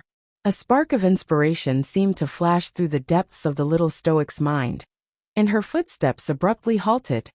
"Qiao." Emolien also stopped in his tracks with a puzzled expression. "Husband, I have an idea. Who exactly does that person resemble?" "Which person?" "That Miss Mu Xiaoxue." Arbor followed the fat Baldy into the gray fog formation. As soon as everyone entered the formation, and sensed the thick fog surging in from all directions, they saw Tian Tuzi suddenly jump forward. He threw out 17 to 18 pebbles in succession, and after a series of extremely fast strikes, he determined their location by listening to their sounds. The thick fog in front of them rolled away at an even faster speed than when it came, like a receding tide. The white jade stairs were right in front of them. It looked like it was only a few steps away, but they discovered that the scenery was completely different when they climbed up. The space here was very ingenious and seamless, making it impossible for people to see any disharmony. A lush forest appeared before everyone's eyes. There were fresh flowers and fruit trees on both sides, and there was a white jade stone path in the middle that led straight to the end of the mausoleum. Who are you? Such audacity, daring to directly enter the Nine-Palace Mausoleum formation and break through a third of it? If he hadn't arrived swiftly, would these people really have wanted to barge into Master's mausoleum? I was too careless. I didn't expect that there would be an array master among the people who entered the secret realm this time. Xiaomu pulled Emolien's hand in a few steps and dashed up the white jade steps, arriving before a wordless stele. The corners of his mouth suddenly rose slightly, as if he had seen something interesting. His eyes were fixed on a young girl standing in front of the monument. The young girl had a delicate appearance, and her watery eyes were clear. Looking at her, she was like a little flower that was not tainted by dust, gently swaying in the wind. It was as if the little stoic was staring at her prey, and a glint flickered in her watery eyes. So similar. They really look alike, she muttered in a low voice. Her eyes were frighteningly bright. Everyone glanced at her, and felt that the little stoic's current expression was a bit strange. Emolien was even more worried. She shook his hand and said, "Jojo, take her down." Arbor suddenly flicked his wrist, and a slender, long and smooth white snake swiftly slithered. It suddenly scuttled up and opened its huge mouth in the air. Its icy eyes stared fixedly at the girl who had turned pale with fright, and it abruptly bit her. A pitch-black figure abruptly blocked in front of the girl. He held a broad-mouthed black saber that flickered with a dazzling light. This saber was clearly not an ordinary item. Under the great void serpent's powerful bite, the saber merely bent slightly. Chapter 4476. Hiss. The snake's cold tongue slid away from the blade, and it opened its mouth again, biting at the old man's left shoulder with its sharp teeth. The old man in the black robe opened his hand and set up an arc-shaped defensive wall, protecting Mu Xiaoxue behind him. His eyebrows were completely knitted together, and he shouted, "How dare you!" Crack. The old man's eyes showed a trace of fear.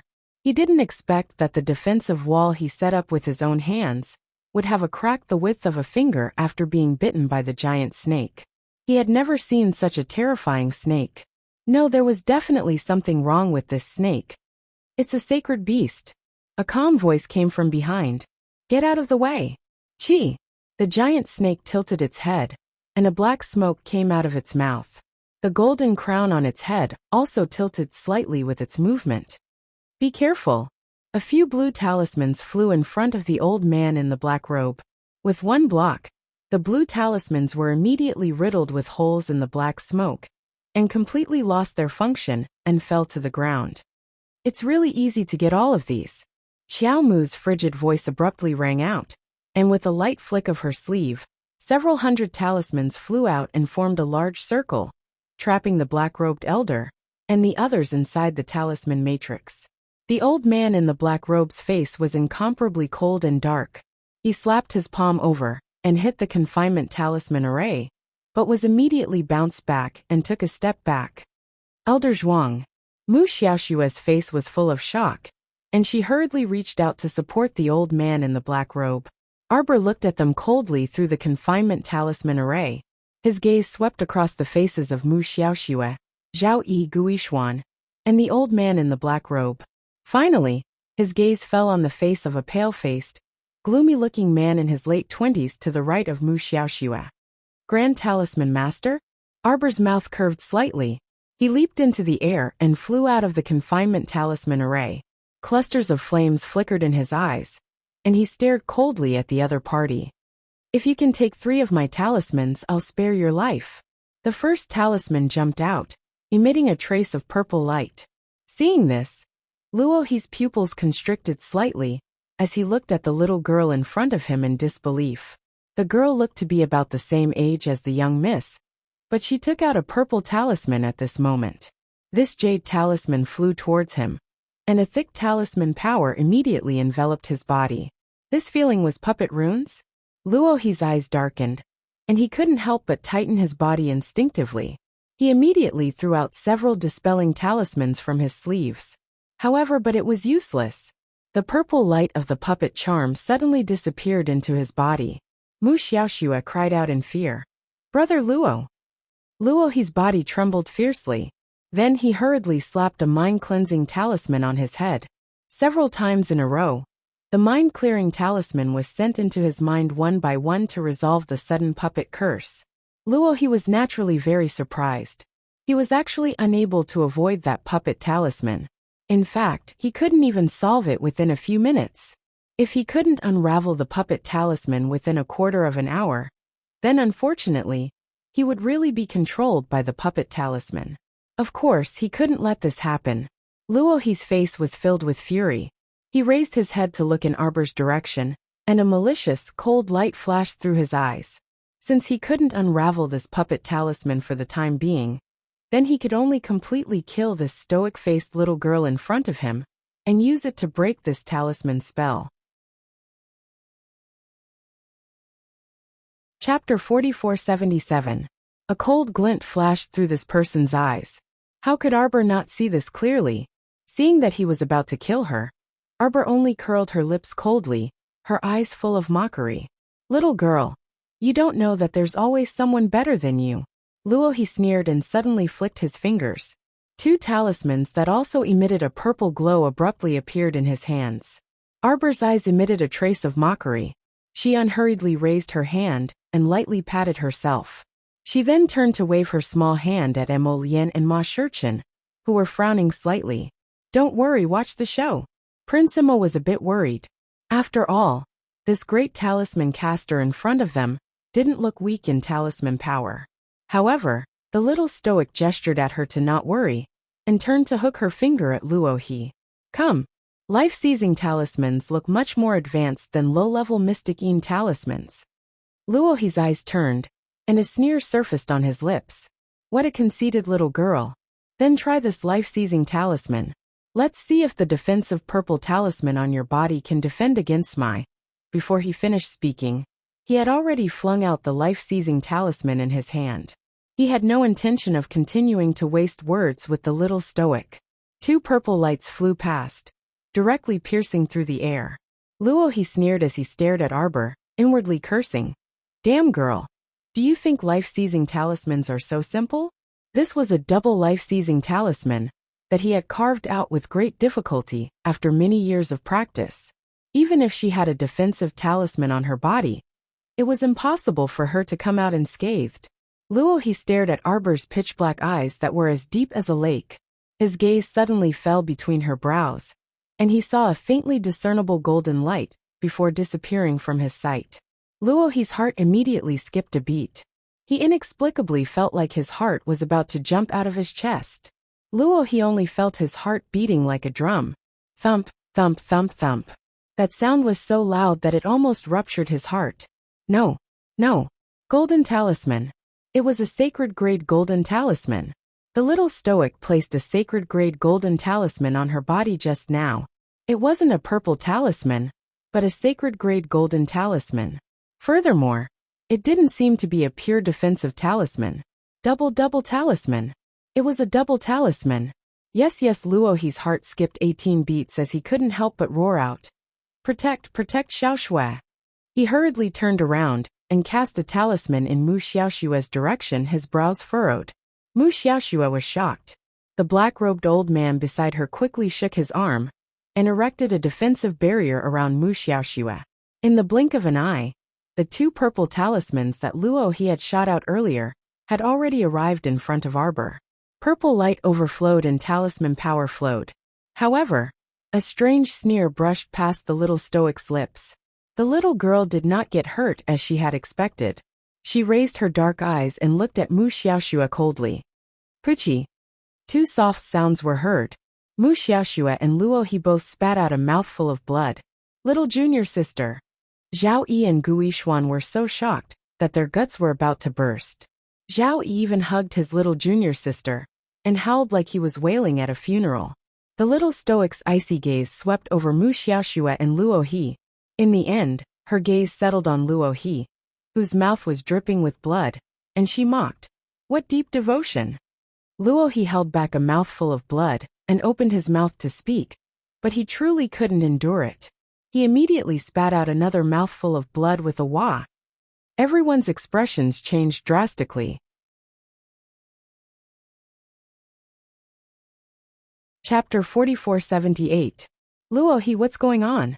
Gu Yishuan supported Mu Xiaoshua's drooping hand and anxiously glanced at his little junior sister. Just a moment ago, after Mu Xiaoshua spat out a mouthful of blood, her face had turned deathly pale, and she had fallen into a coma. Everyone was startled by this unforeseen event and hastily supported the little princess in a flurry. If anything happened to the little princess, they really wouldn't be able to account to the first city lord when they returned. Luohi's expression was also very unsightly. Because of his miscalculation, Miss Xiaoshue was injured instead.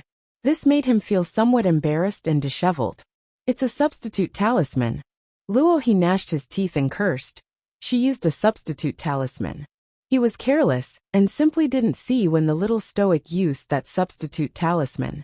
A sacred-grade gold substitute talisman. It could help the owner replace all of the attack power with 100%. This meant that the power of the two double life-reaping talismans he had previously used had all been directed at Miss Xiaoshue. If he hadn't reacted at the last minute, and had Elder Zhuang set up a barrier to protect her, he would have been severely injured. In addition, he had used a rebound talisman on Miss Xiaoshue at the critical moment, and absorbed most of the power into his body. If it weren't for this series of remedial actions, the current Miss Xiaoshue would probably be an ice-cold corpse instead of a heavily injured one. Luohi's eyes were bloodshot as he clenched his fists tightly and stared fixedly at the indifferent young lady in front of him. His fingers trembled as he coldly pointed at her and angrily shouted, "What a vicious and vicious girl!" Luohi was so angry that he couldn't continue speaking. Gu Yishuan anxiously urged, "What exactly happened? Luohi, why aren't you saying anything? What exactly happened just now?" This girl, used a substitute talisman just now and viciously transferred all of the attack power of the two life-reaping talismans to Miss Xiaoshue. What? Zhao Yi, Gu Yishuan, and the other City of Shadows disciples clamored in anger. She's truly a vicious woman. Our little junior sister is only an ordinary person, without the slightest bit of cultivation. You attacked an ordinary person. Do you still have any dignity? How shameless. Emil Lien sneered with a cold face. Everyone's meaning is that this crown prince's wife should obediently accept your life-stealing talisman and not resist? Third young Master Fu could not help but sneer. What kind of pig brain can say such a thing? Can you not be so disgusting? And Wushuang couldn't help but roll her eyes. She pointed at Luohi and said coldly, "Especially you. Why are you acting so pitiful?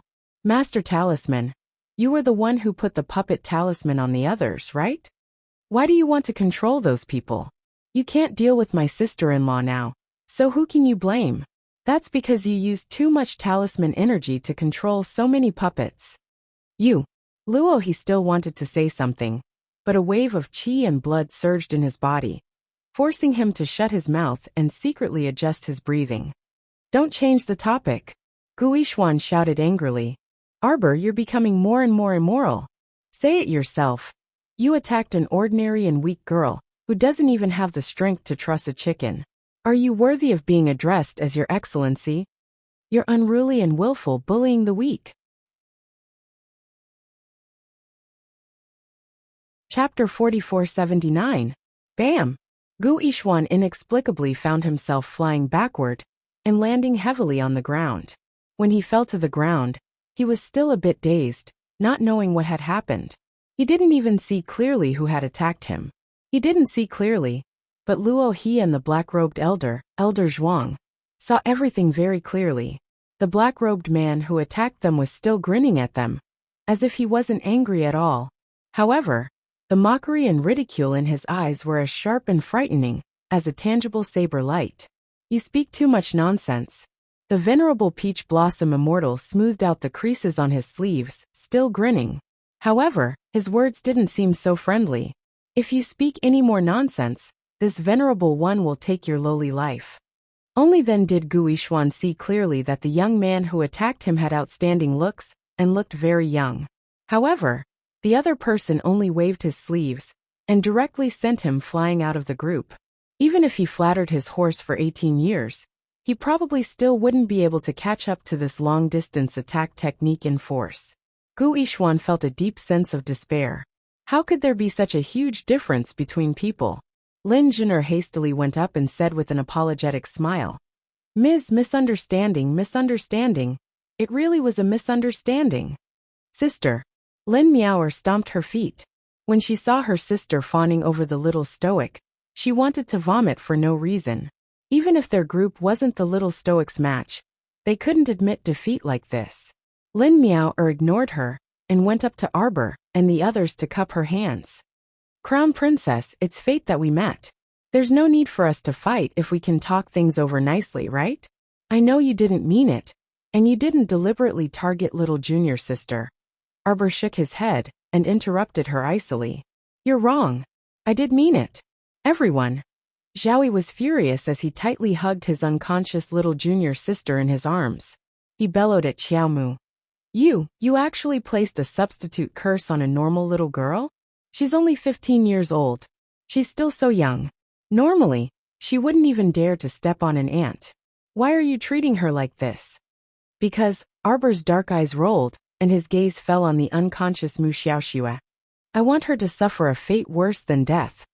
Everyone in the City of Shadows widened their eyes in horror, and stared at Arbor, as if they were looking at a sick person. Why did this happen? Why would Arbor treat their junior sister like this? What did little junior sister do to her? How could there be such a black-hearted, black-bellied woman in this world? How could she do such a vicious thing to such a pure and innocent junior sister? Why? Zhaoyi hugged his junior sister tightly. His chest shook as he shouted these words with grief and indignation. Arbor looked at him indifferently and said with a mocking tone, how can there be so many whys in this world? Do you need a reason to make a person's life unsmooth sailing and unsatisfactory? This group of people was too naive. Arbor's fingertips flashed, and a purple talisman appeared out of thin air in a few strokes. As drawing talismans in the air, Luohi's eyes widened, and his entire face contorted in horror. He really didn't expect that the woman he was going to deal with this time would be able to draw talismans in the air. Wait! Chapter 4480. There's still the third talisman. Arbor muttered to herself. A powerful aura seeped out of the talisman that had appeared out of thin air. Ghost Descent. Ghost Descent Talisman. Ghost Descent Talisman. Luohi's pupils abruptly contracted as he stared uncontrollably at the woman in front of him in shock. What struck them the most was that this stoic face wasn't drawing a Ghost Descent Talisman. She was continuously creating Ghost Descent Talisman after Ghost Descent Talisman. How were they supposed to withstand this? Not to mention the fact that Elder Zhuang had to focus on protecting Miss Xiaoshui because she was unconscious. He also had to continuously channel spirit energy into her to recover her body. Moreover, the average cultivation of these disciples in the City of Shadows was around the 10th level of the spirit realm. How were they supposed to withstand the powerful Ghost Descent Talisman? Run! Run! Luohi shouted harshly. The endless Ghost Descent Talisman that was being created was almost the last straw that broke his nerves. Even his teeth were chattering as he used an extremely terrified voice to warn everyone. Run! Now! At the same time, a transportation talisman formation emitting a halo appeared beneath everyone's feet. However, the ghosts summoned by the little stoic were already coming out one after another. Ghastly wails and howls filled the area as dozens of ghosts bared their fangs and brandished their claws and rushed towards the talisman formation. They disappeared from everyone's sight along with the transportation talisman formation. Arbor's lips curled into a frigid sneer. Run then. No matter how they ran, these people could only stay in the Tianji secret realm. As long as the secret realm didn't spit them out, they couldn't leave at all. Jojo. Emolian moved to her side with a worried expression. She pulled her into her arms and patted her twice. Jojo, look at me. Xiaomu looked up at him in confusion and asked with a blink. What is it? Jojo, you're not allowed to think about those unhappy pasts. I didn't. Arbor raised a small claw and raked it through his hair. What, you think I'm acting up again? No. Arbor raised his delicate eyebrows. My mind is clearer than ever. I know who she is. Who? She must be Mu Qingyao's daughter. They're too similar. No wonder the more I look at them, the more I think they look alike. Arbor raised his little head and suddenly chuckled. Chen Kuei is indeed a fool. After all these years, he still hasn't seen Mu Qingya's true colors. She thought that Mu Qingya's youngest daughter really had a miscarriage. From the looks of it, isn't she living well in the City of Shadows? Upon hearing this, Emo Lien raised his eyebrows. You think that the City of Shadows Mu something Shui? She's actually Mu Qingya's youngest daughter, who had a miscarriage? Arbor nodded. Speaking of which, if she hadn't been chatting with Chen Cheng that day and accidentally heard about Mu Qingya's second delivery, she really wouldn't have been able to connect the two women. So it's very likely that the City of Shadows has long been in cahoots with Tianyin? Arbor nodded with a slightly gloomy expression. Very likely. Arbor blinked and held Emolien's hand. He whispered softly, Mu Qingya, that bitch, always wants to control the overall situation in other people's lives. She doesn't want me to have a good life. Should I reciprocate? Chapter 4481. Then I'd like to see what kind of interesting reaction she'll have if it's her own daughter who's being manipulated. Emolien's warm hand wrapped around hers. Jojo. Elder Zhuang beside her is a late-stage venerable immortal. Don't go up against him alone. Xiaomu stroked the white snakelet that had returned to hibernating on her wrist and nodded. I know. He could withstand 3 fierce attacks from the little white snake. So he must be a transcendent immortal expert. Mu Qingya must have valued her daughter very much. Otherwise she wouldn't have found a late-stage venerable immortal expert to protect her. Take a guess, husband. If she saw her daughter's fate being controlled by someone else and her body withering away, would she go crazy? Emolian sneered. She's such a cold woman. How could she worry about her children? Just look at her attitude towards Mu Rou and you should know. She's a heartless and selfish woman. She's different from your mother, and all the normal mothers in the world. You can't use the standard of an ordinary mother to think of this woman, or you'll inevitably suffer. Arbor felt that the Crown Prince's analysis was very correct, and quickly nodded. I know. Then it's probably useless to torture Mu Xiaoxue. She won't feel sorry for her at all. The Crown Prince's eyes were cold as he held her in his arms, and looked at the teleportation array in the distance, where Mu Xiaoxue and the others had escaped. These people have a lot to do with the higher-ups of Tianyin. We'll get rid of them as soon as we see them. It's considered getting rid of evil for the people. Arbor nodded. He originally wanted to play with Mu Xiaoxue, but most of his thoughts were extinguished. Just those ghost spirits alone were enough to give their team a hard time. But Jojo, are you sure that Mu something is Mu Qingya's daughter? But speaking of which, Jojo's intuition was quite accurate every time. Arbor nodded and said firmly, they're too alike. Alike? Emo Lien was a little confused.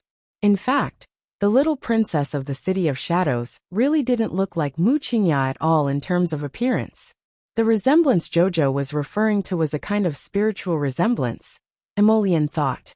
She held Jojo's hand and smiled faintly. She didn't ask any more questions. He just had to trust his Jo. Don't worry, little junior sister. Those people won't be able to escape the mystic realm, and they won't be able to run too far. The fat ball rolled over, and the anger on its face didn't lessen in the slightest. I observed carefully just now. There doesn't seem to be a master who specializes in formations in their group. I think they were hiding nearby and spying on us. When they saw that the situation was bad, they ran away first. Let's go into the main control room of Master's Mausoleum and see where they went. Watch me. I will definitely be able to help you capture all of them and vent your anger for you. The fat ball had no moral integrity at all. It confessed all of the big and small secrets in its master's mausoleum. Arbor found him more pleasing to the eye now. Previously, they had fought and kicked each other, so their grudges were settled. Since this person in front of him was the disciple of ancestor Tianjizi, then he would treat him as senior brother for the time being. Senior brother fatty. Arbor's little face was stiff. Lead the way. Okay. The fat ball responded and immediately reacted. It beamed with joy and couldn't wait to jump up and dance. Little junior sister. What did you call me just now? Haha, did you hear that? Little junior sister called me senior brother.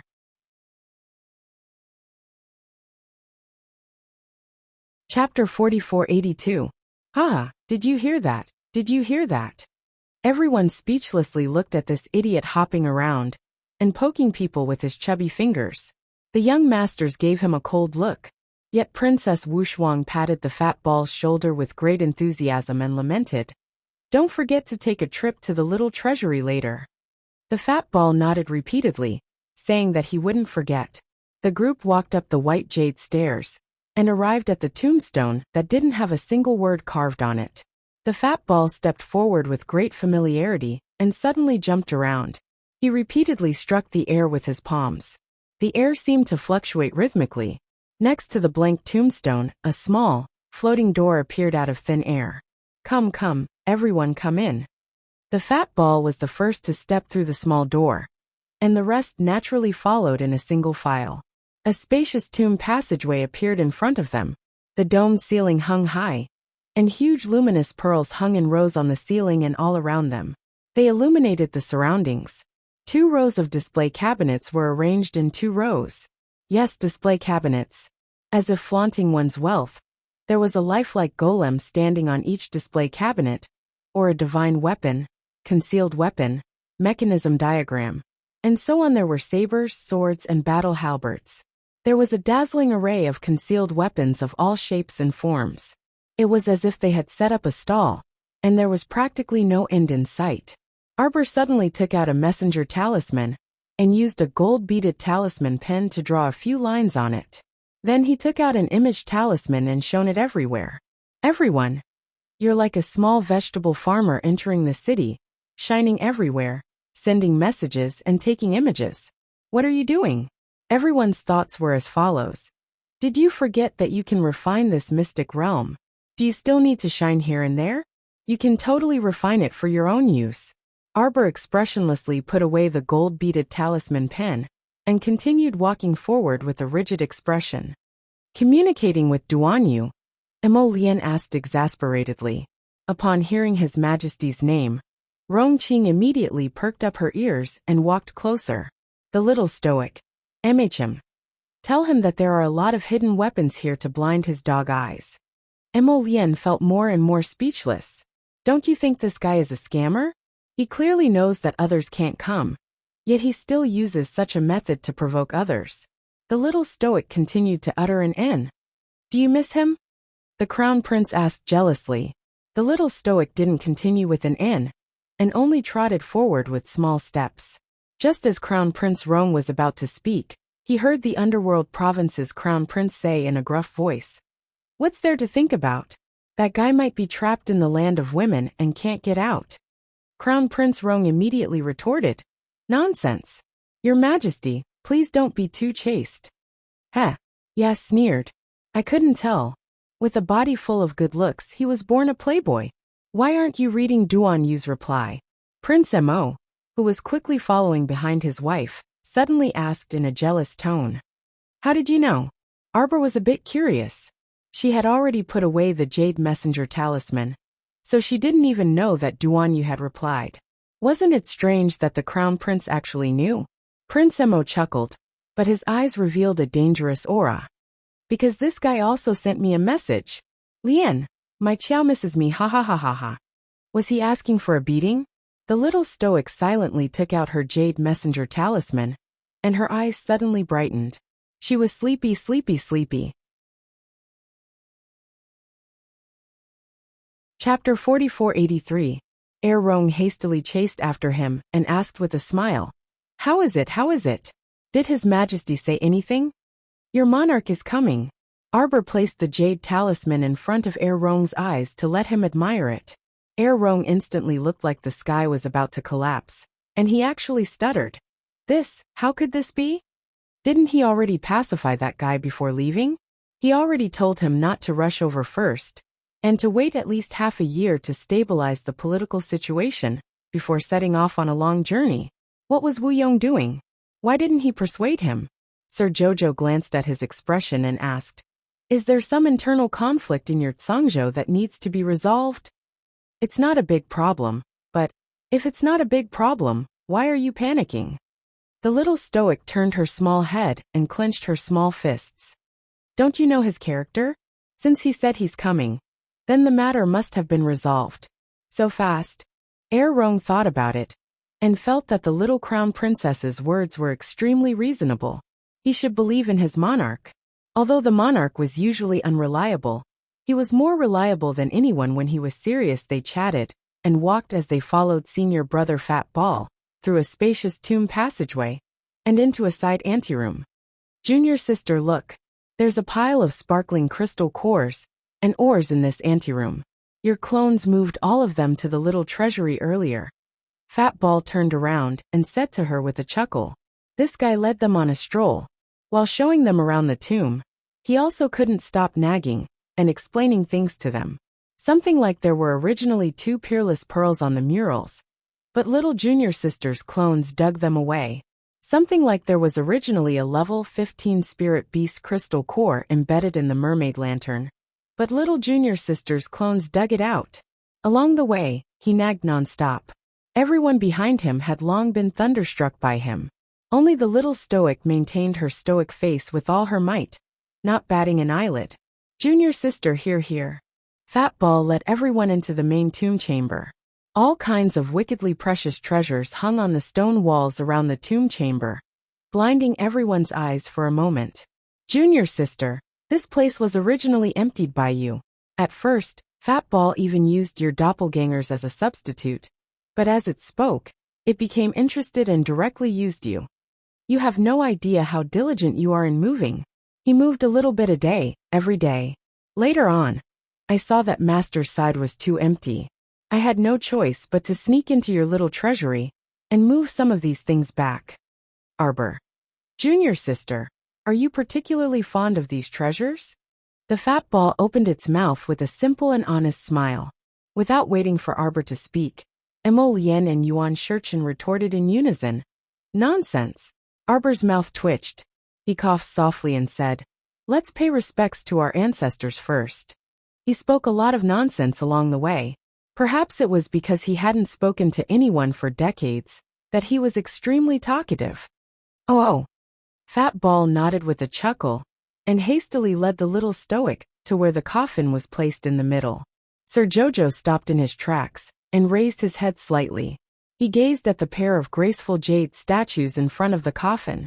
They were made of white jade, a man and a woman, each with a long sword on their back. The statues were carved vividly and looked as if they were floating in the air.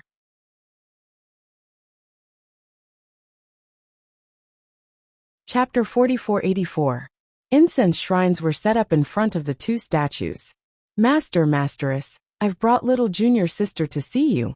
Pang Chio walked forward, lit incense, and kowtowed before turning to beckon the little stoic. Junior sister, quickly come and kowtow to Master and Masteress. Arbor stared fixedly at the 2 statues for a long time before sighing softly. Respectfully, he kowtowed 3 times in front of the 2 ancestors and completed his worship. When did he pass away? It's been many years. Pang Chio scratched her head and pondered. I also don't remember the time. Master was passionate about the study of mechanisms and concealed weapons his entire life. Before he died, he told me that he had dedicated his life and time to the study of concealed weapons and mechanisms, but he only neglected his wife. Oh, that's right. Pang Chio walked to the incense burner and took out a letter to hand to Arbor. This is the letter Master wrote before he died. Junior sister, are you very familiar with Master's wife? Do you know where her bones are buried? Back then, Master sensed Masteress's passing and vomited blood on the spot. However, at that time, Master was already mentally and physically exhausted. His body was in poor health, and it was difficult for him to walk. Arbor lowered her head to take out the letter and read it. The handwriting was very messy, and the writer's strokes were erratic. Evidently, he didn't even have the strength to pick up the brush and write. The little stoic's face was taut as she carefully read the letter. She saw Tianjizi's letter. I painstakingly studied mechanisms and concealed weapons my entire life. My accomplishments in mechanisms are well known throughout the world. Emphasizing research, but neglecting family ultimately resulted in an irreparable mistake. The letter was full of details, such as how she fell in love with Long Xuanji at first sight after meeting him, and how they spent their days together.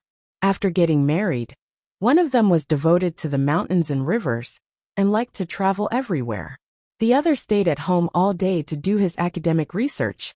Over time, they went from talking about everything to talking about nothing, becoming increasingly distant and indifferent. The final result was naturally Long Xuanji leaving in a fit of pique, and the husband and wife never saw each other again. Until one day, when Tianjizi realized that his wife might not be alive anymore, he suddenly realized something after Arbor finished reading it. He directly stuffed the letter into old Fat Ball's hand and scolded, "How boring." Everyone stared at her dumbfounded. "He's already dead. Do you think it's useful to reminisce about the past? Little junior sister. This is child's play." The little stoic scolded without the slightest trace of politeness. "The two of them aren't young anymore. Wouldn't it be wonderful if they got married and had children, and spent their days in harmony? Life can't just be about romance. Naturally, there are countless obstacles along the way. If you can't tolerate each other, then don't be together. What's the point of getting tired of each other?" Little junior sister." Surprise was written all over the Fat Ball's round face. Little junior sister. Don't worry. Before Senior Xuanji left, her resentment had already dissipated. Arbor glanced at her and said, "Like your master, she also set up a mystic realm. However, your master was slightly more lenient than her, and wasn't as swindling as her." Senior Xuanji swindled more than 20 generations of people. The mystic realm opened once every 10 years, and she used the Xuanji pill to bully those juniors, making them voluntarily hand over some spirit weapons and magic treasures. In the end, she even swindled me. She made me take over her Xuanji sect. Arbor said expressionlessly, "Since the two of them didn't get along when they were alive, then it's just the same after they died." Chapter 4485. There's no need to bury them together. Let's bury them separately. The little stoic made the final decision. Everyone couldn't help but twitch their mouths. If Ancestor Tianjizi and Ancestor Xuanji were watching from the heavens and knew that this little troublemaker had insulted the two of them from head to toe without giving them any face, who knew if they would be so angry that they would jump up from the ground, press down on this stoic face, and give her a good beating? Junior sister. The Fat Ball called out aggrievedly. If junior sister has Master Xuanji's remains, please let them be buried together." The little stoic harumphed. They couldn't even love and care for each other when they were alive, so why should they be buried together and loathe each other after death? No, that won't happen. Master has already realized his mistake. He kept nagging about Masteress on his deathbed, saying that he had let her down. The Fat Ball looked pleadingly at Emo Lien, He Chun and the others. Prince Emo strode forward and picked up his wife's small hand. "Jojo, they were stupid. Don't be angry. They didn't know how to cherish each other when they were alive, and only realized some bullshit life principle when they were dying. Wasn't it laughable? It was simply a meaningless exchange of pointers." Yes. Master has already realized that he was in the wrong. Little junior sister, don't be angry at him. How about you take a look at Master's place and outside? You can just take whatever you like. Senior brother will make the decision for you. The Fat Ball scratched its head and said sincerely, "It's just that, Masteress she. When can people be released from this mystic realm? You can leave on your own after half a month." The Fat Ball looked at her aggrievedly. "Little junior sister, you don't want to see elder brother, and want to leave right now?" Arbor rolled his eyes at him. It felt a bit strange to be called elder brother by an old Fat Ball with this old senior brother's age. He could probably be a great-grandfather. Although this Fat Ball looked about 50 years old, he was probably about the same age as Chen Qi, Lu Zheng and Hao Guang. "Are you going out?" The Fat Ball's eyes lit up. "Junior sister, do you want me to go out with you?" Immediately after, her eyes dimmed and she shook her head. "No, I have to help Master guard this mystic realm. It's been like a day for several decades. Ever since Ancestor Tianjizi passed away, you've never gone out?" The little stoic's expression was solemn. The Fat Ball did not know how it had offended this little junior sister, but it nodded very honestly and weakly hummed in agreement. "I think you're an idiot." Arbor couldn't help but roll his eyes. He had been living in this mystic realm alone for so many years. At most, Senior Miguang would occasionally come to disturb him. Speaking of which, the lives of these two old men were really miserable, lonely and pitiful. Senior brother Fatty, do you have any thoughts if I refine this secret realm? The fat ball was stunned. At first, it thought that it had misheard. Refine? Secret realm? Here. Arbor nodded. It's refined into this state. Arbor took out the realm of misfortune with a flip of his hand and showed it to the stupefied fat senior brother. What is this? The old man looked at Arbor in disbelief with excitement all over his face. He felt like his heart was about to jump out of his chest. This is a natural realm of misfortune on this deserted island. Ah, right, there is indeed a natural mystic realm here. Back then when Master and I came here to explore, we even fell in. It took us nearly half a month to get out. Chapter 4486. Little junior sister, you mean you can also refine our mystic realm like this? Tiantuzi paced back and forth in front of the little girl. He was so excited that he wanted to jump up. This way, wouldn't it be the best of both worlds? After little junior sister put away the mystic realm, he wouldn't have to stay in this mystic realm all day to guard Master's mausoleum, and also guard this mystic realm. That's great. The fat ball dashed to the little stoic, and wished for nothing more than to shake her shoulders. Little junior sister, you can really do this? Won't this affect you? It'll take a long time to refine such a large mystic realm, right? Will there be any problems during the process? Will it cause you to suffer from chi deviation or something? Will it be dangerous? Will there be any accidents? The old fat ball's series of questions caught everyone off guard and made them dizzy. It was only after this Tiantuzi finished asking that he discovered his adorable little junior sister was staring fixedly at him with a rare gentleness in her eyes. Senior brother fat ball blinked. Junior sister? Don't worry, senior brother Baldy. The venerable peach blossom immortal patted Tiantuzi's shoulder and said with a chuckle, there won't be any problems for our Jojo to refine this mystic realm. They could even obtain a lot of energy from it and benefit a lot. Mo Lian also nodded with a smile. It's indeed a common occurrence for Jojo. There's no need to worry. Then junior sister, what are we waiting for? Tiantuzi was so excited that he completely blocked out Sheng Jiechen's senior brother Baldy. He rubbed his large, fat hands and nodded with a radiant smile. This way, I can go out with little junior sister. It's really great. He thought that he could only stay here with Master for the rest of his life. He didn't expect that he could go out and see the outside world while he was still alive. He was truly a bit excited. That is, after refining it, everyone in the secret realm will fall out. Xiao Mu knitted her brows. Before that, it was best to find Mu Xiaoxue and the others and deal with them first. The fat, bald senior brother slapped his thigh. Junior sister, you're looking for the girl who fainted, right? Come follow me. Tiantuzi turned around and led everyone into another side chamber next to the tomb. As soon as they walked in, they realized that the walls and ceiling of the room were all made of special crystal screens. The 4 crystal walls allow you to see the north, south, east, and west. You can see the movements of everyone in the secret realm. As soon as Tiantuzi waved his hand, the crystal screen in front of everyone blurred for a moment before dispersing into wisps of light and shadow.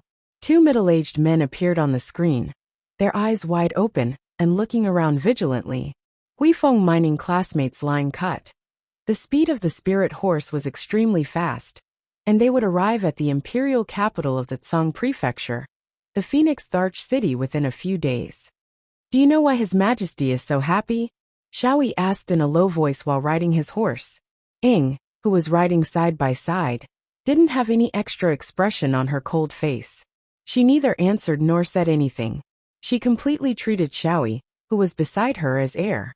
Xiaoyi glanced at her and was about to urge her horse forward when Ying's cold voice unexpectedly sounded.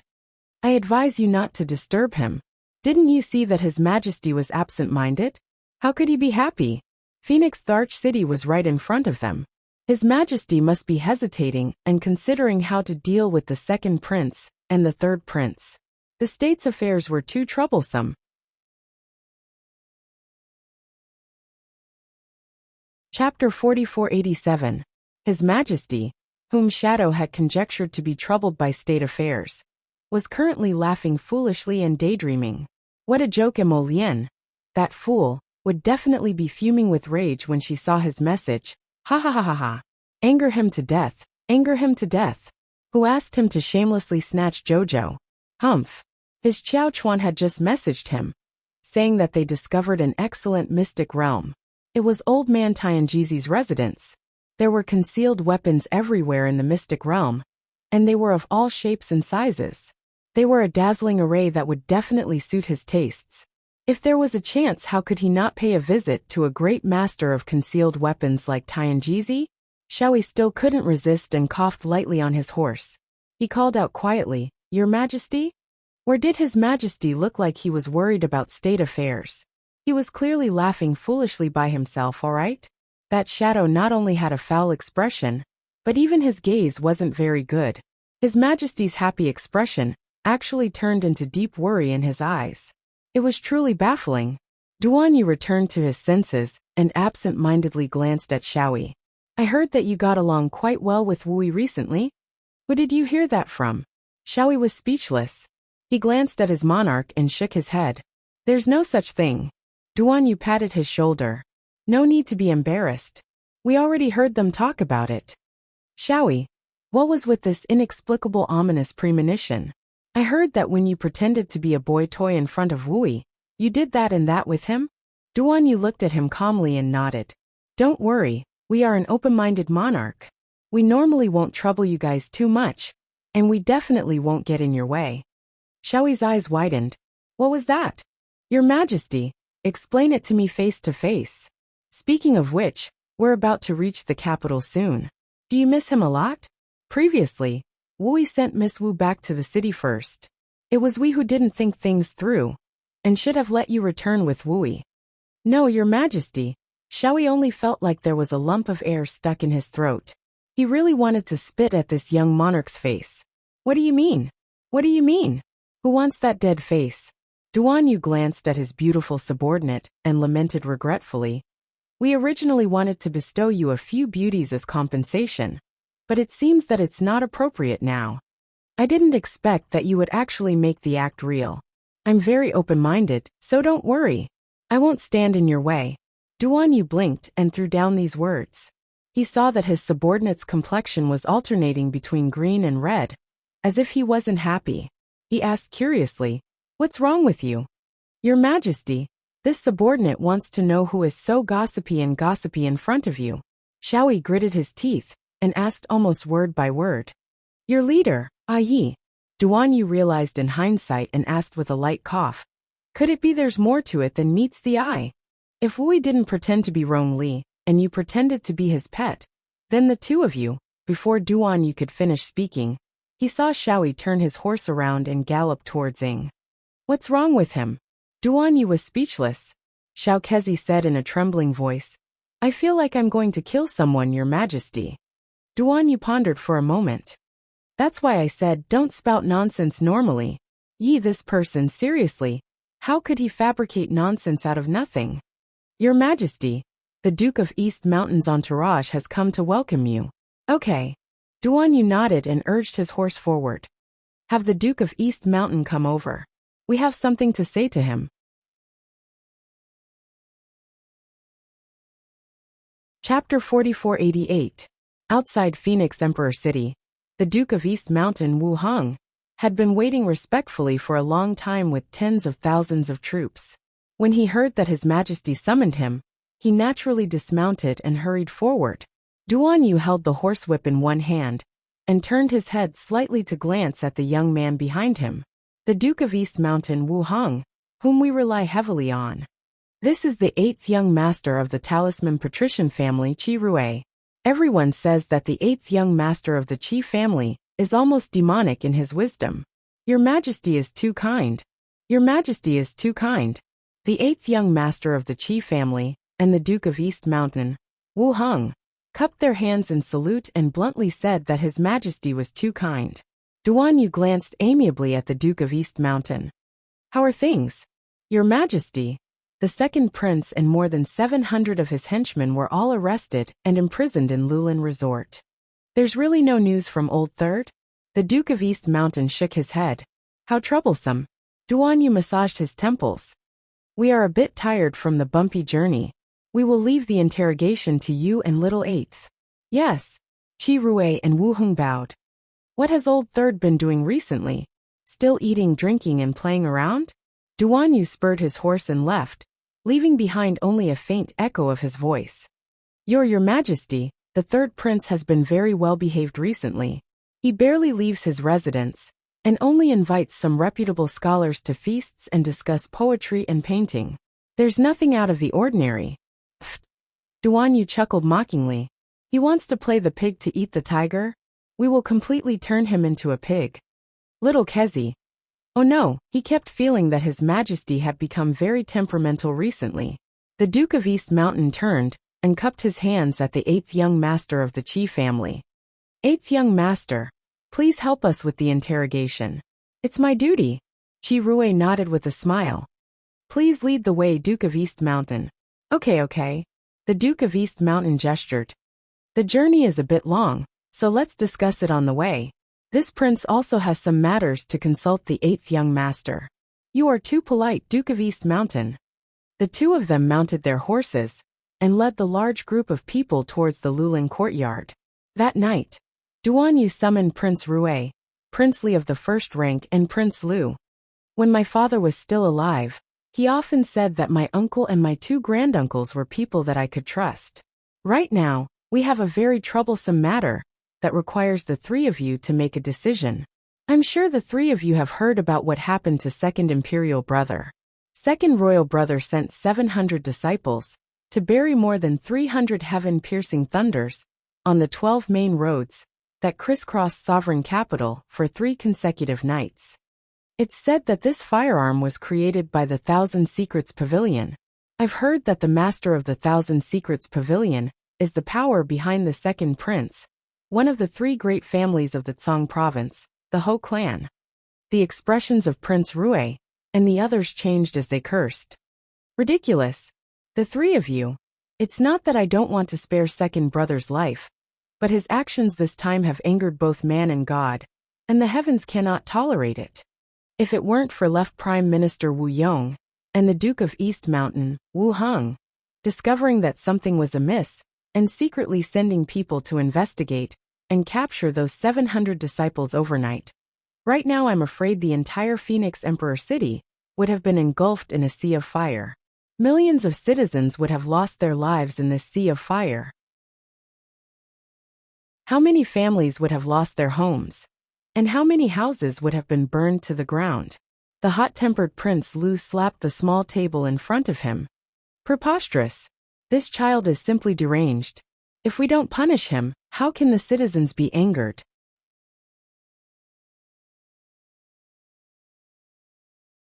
Chapter 4489.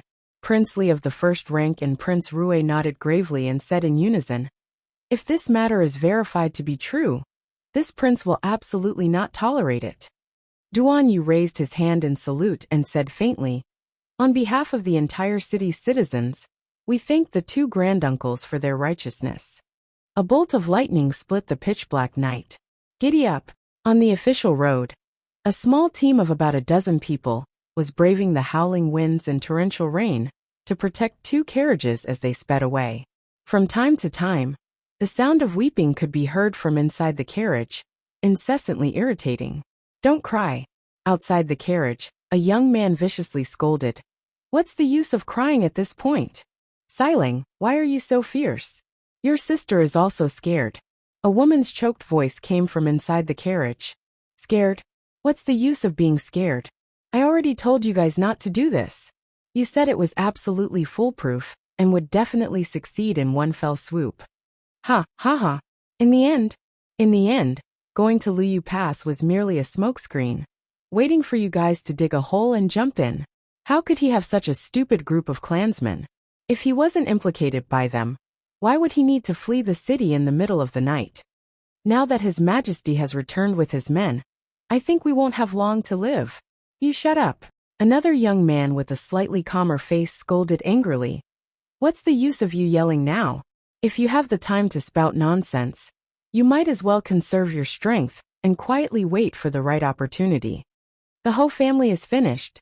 Finished. Ho Silang roared at the top of his lungs. Even though the rainwater drenched him from head to toe, it still couldn't relax his taut emotions in the slightest. In the stuffy air, a trace of despair gradually spread. Family head Ho shouted coldly, "You all don't want to live anymore? You're still biting each other like dogs at this time. Continue on our way." Boom! A bolt of lightning struck the silent night, immediately illuminating everyone's ghastly pale faces. Look over there. Ma, Patriarch," someone called out in a trembling voice, and his finger trembled as he pointed over. On the hillside in front of them, a group of armored knights blended in with the darkness of the night. Whether it was the wind or the rain, no one knew how long they had been standing there. Tiger Cavalry, it's the legendary Tiger Cavalry. Ho Silang's eyes widened in horror, and he couldn't help but scream. Prepare for battle.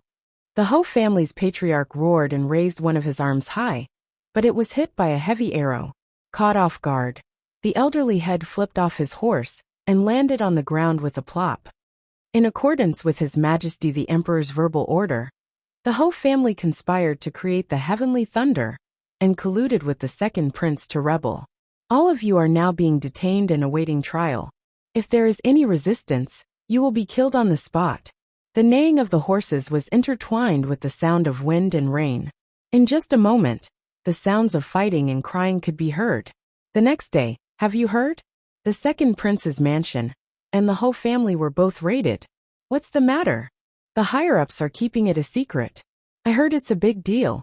The second prince's mansion was raided. How can it not be a big deal? A few days ago, I heard that the second prince and the third prince were about to be conferred the title of king and sent out. Why is it so sudden? Move, move, move. Unrelated people, move to the sides. Don't interfere with the Tiger Cavalry's work.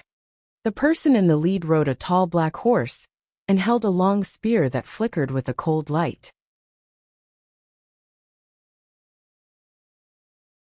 Chapter 4490.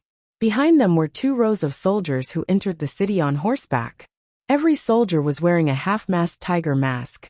When the sun shone on their faces, the pitch-black mask reflected a chilling light, looking a bit frightening. A child cried out in fright, but his grandparents quickly covered his mouth and dragged him to the back of the crowd. In the middle of the Tiger Cavalry, there was a large group of people tied up like grasshoppers. All of them were pale, their gazes darted around, and their bodies were filthy. It was unknown if they had rolled around in a muddy pond. It's the Ho family. Quickly look. Family head Ho's head. Someone shouted in fright. The common people on both sides of the river hurriedly closed their eyes in fright. They saw family head Ho's head being held on the tip of a spear by a soldier, and his head was hung up like this the entire way. Everyone's palms were sweating from fright, and they involuntarily retreated a few steps. Young Miss Ho stumbled as she followed behind the procession. She and her mother supported each other and cried as they walked. Their appearance was truly miserable. The large family of several dozen people was escorted to Lulin Manor and locked up separately from the second prince's estate. Presumably, everyone was well aware of what awaited them. There were witnesses and evidence in this matter, so there was no way to deny it. The heavenly lightning was created by the Ho family's Thousand Secrets Pavilion. The second prince's 700 disciples were all scared into confessing. The interrogation results were conveyed to the entire imperial capital in the afternoon. It was concluded that the second prince colluded with the Marquis's estate and conspired to rebel. His methods were especially vicious and cruel, actually attacking the entire city's common people. His motive was self-evident. Once the entire imperial capital was thrown into chaos, the second prince would be able to make a move. Unfortunately, he was killed by Duanyu the moment he made his first move. This was his lamentable fate. Taking a gamble, wealth, glory, and splendor were right in front of him. However, he lost, so he naturally suffered a crushing defeat and lost everything. Duanyu's order to exterminate the entire clan arrived before nightfall. Duanyu set down his brush and stood in front of the window for a long time. The moon rose and the sun set. Night was about to fall again. The air was heavy. It seemed like it would rain again tonight. Princess, princess, you can't go in. Princess, princess? Xiao Kezi was arguing with someone outside the corridor. A shrill female voice overpowered Xiao Kezi. Get out of the way. This princess told you to get out of the way. Dog slave, don't you understand? Princess Rong Shanshan of Jiankong rudely kicked Xiao Kezi aside and barged in. Imperial brother, I won't marry, I won't marry. What is it? Duan Yu's expression darkened as he coldly gazed at this unruly and willful princess. How dare you? Lil Kezi scrambled into the room. He adjusted the hat on his head and shouted angrily. Someone come here. Princess Jiankong gritted her teeth and suddenly knelt down in front of Duan Yu with a plop. Royal brother, please spare me. I was young and ignorant in the past. I didn't mean to offend you. Imperial brother, for the sake of us being siblings, please forgive us. Don't send me to the barbarian tribe. I won't marry that Prince Dua. No, I won't marry him. Duan Yu coldly looked at her. You think we are forcing you to return the favor? Am I that bored? Your marriage was decided by the Board of Rights. We did not meddle in it. Also, it is Prince Dua of the barbarian tribe who has come to ask for your hand in marriage. Princess Jiankong's face was ghastly pale and worried as she repeatedly shook her head.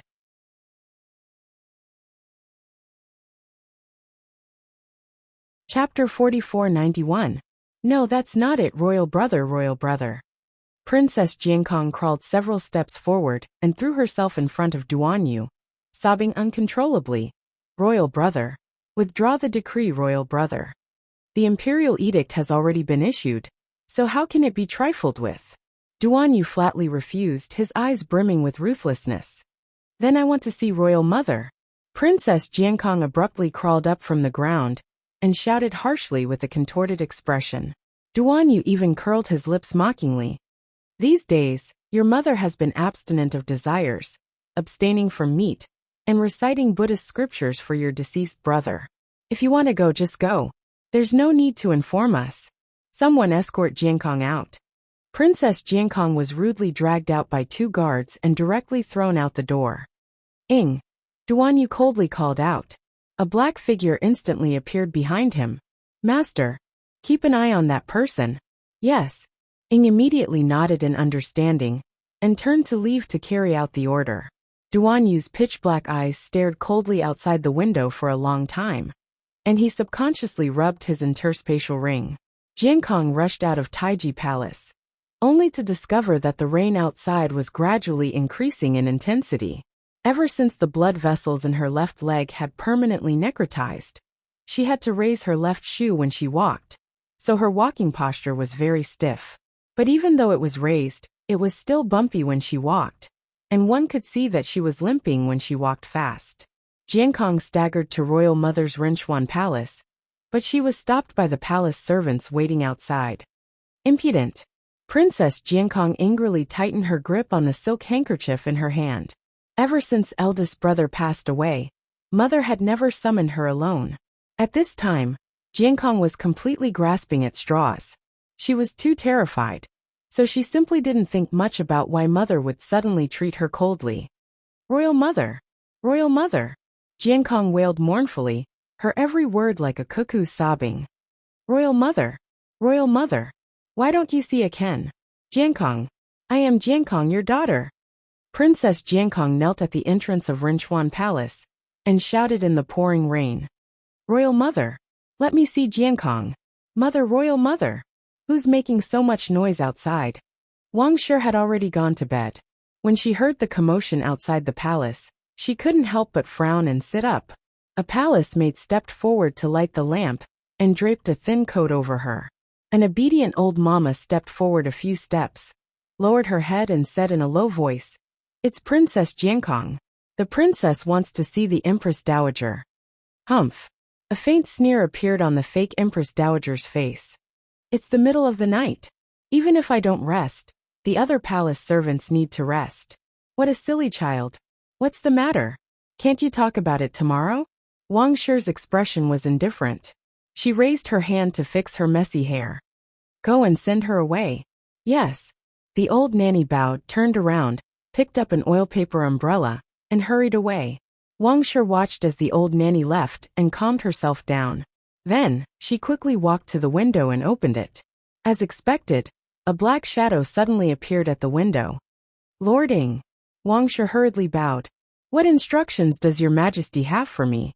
His majesty told you to deal with it yourself. Don't alarm too many people. Yes, this concubine understands. Wuxia smiled and nodded repeatedly. Princess, the Empress Dowager has already gone to bed. If you have any business, come back tomorrow.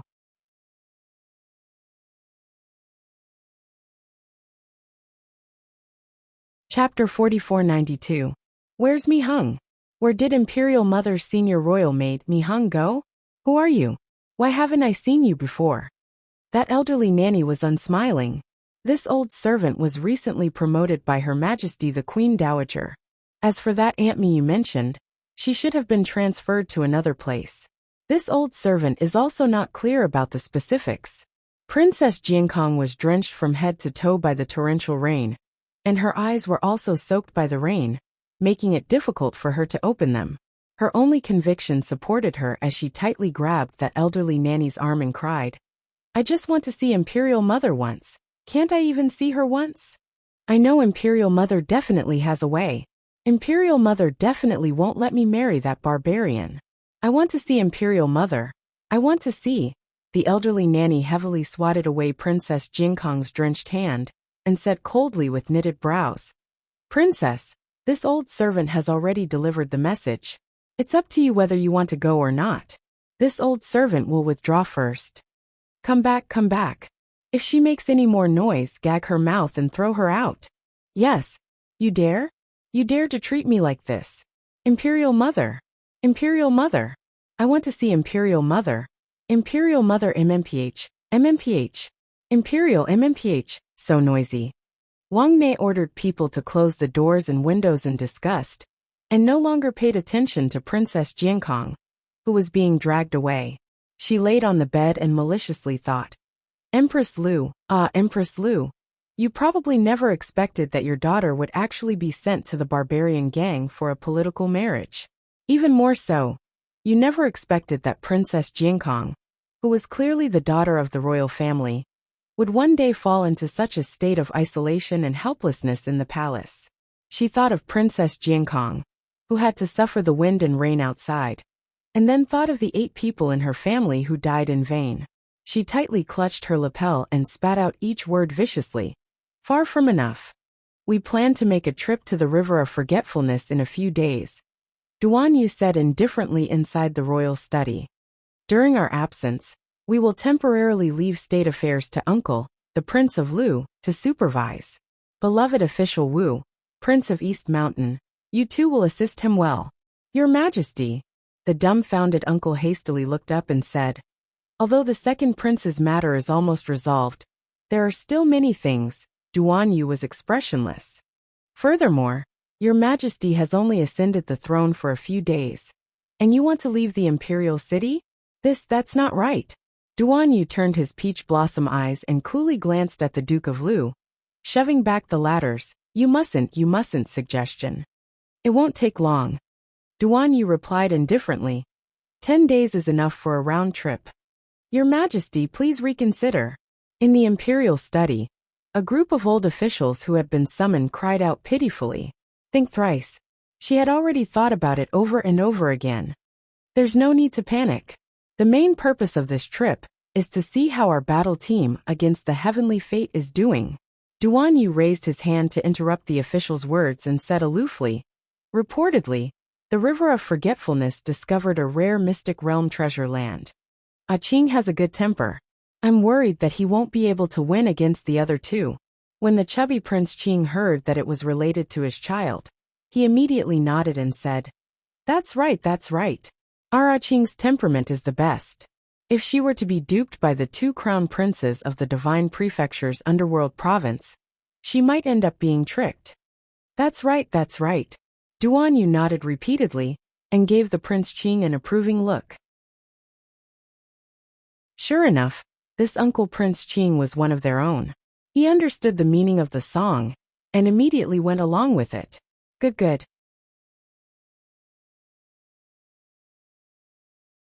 Chapter 4493. We plan to go over and take a look.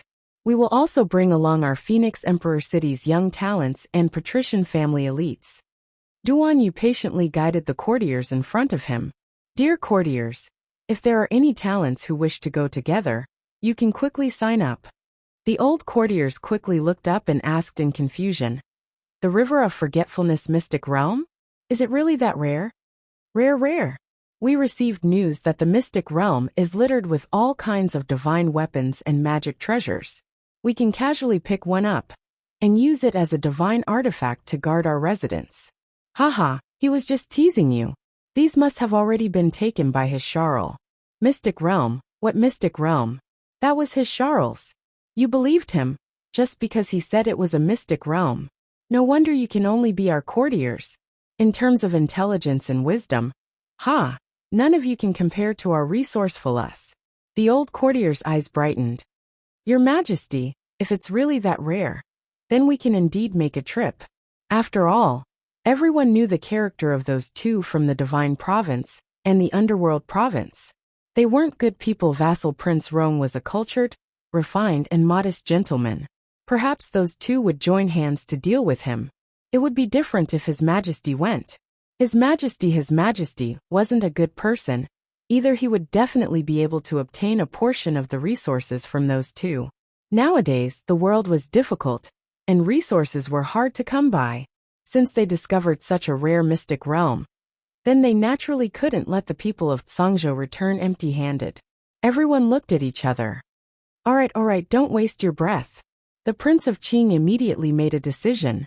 Hurry home and find several young talents to accompany His Majesty to the River of Forgetfulness. Don't you trust His Majesty's character?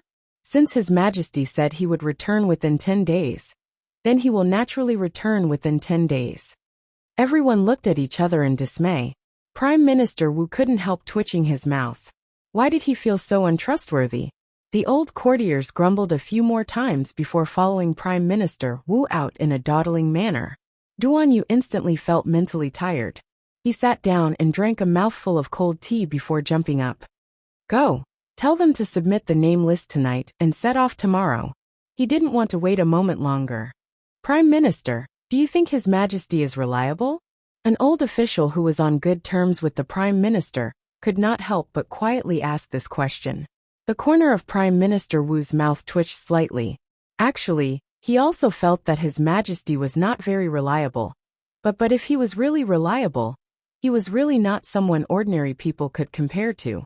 In order to comfort his colleague, Prime Minister Wu repeatedly nodded against his will. Reliable, very reliable. At this time, a guard hurriedly came out and stood on the steps to announce what His Majesty had just said.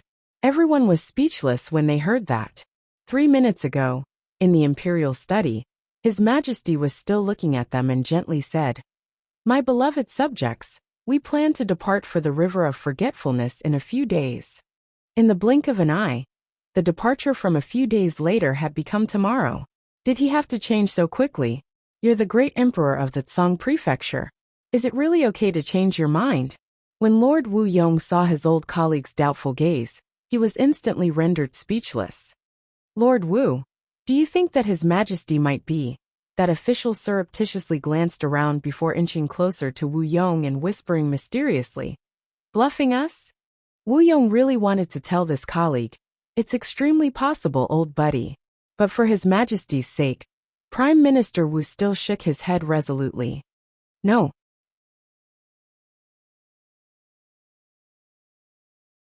Chapter 4494. At the end of the flower garden, the flying eaves of the pavilion were buried under layers of pavilions.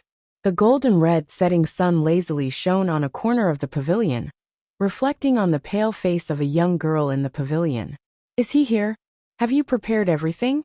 Princess, can we not do this?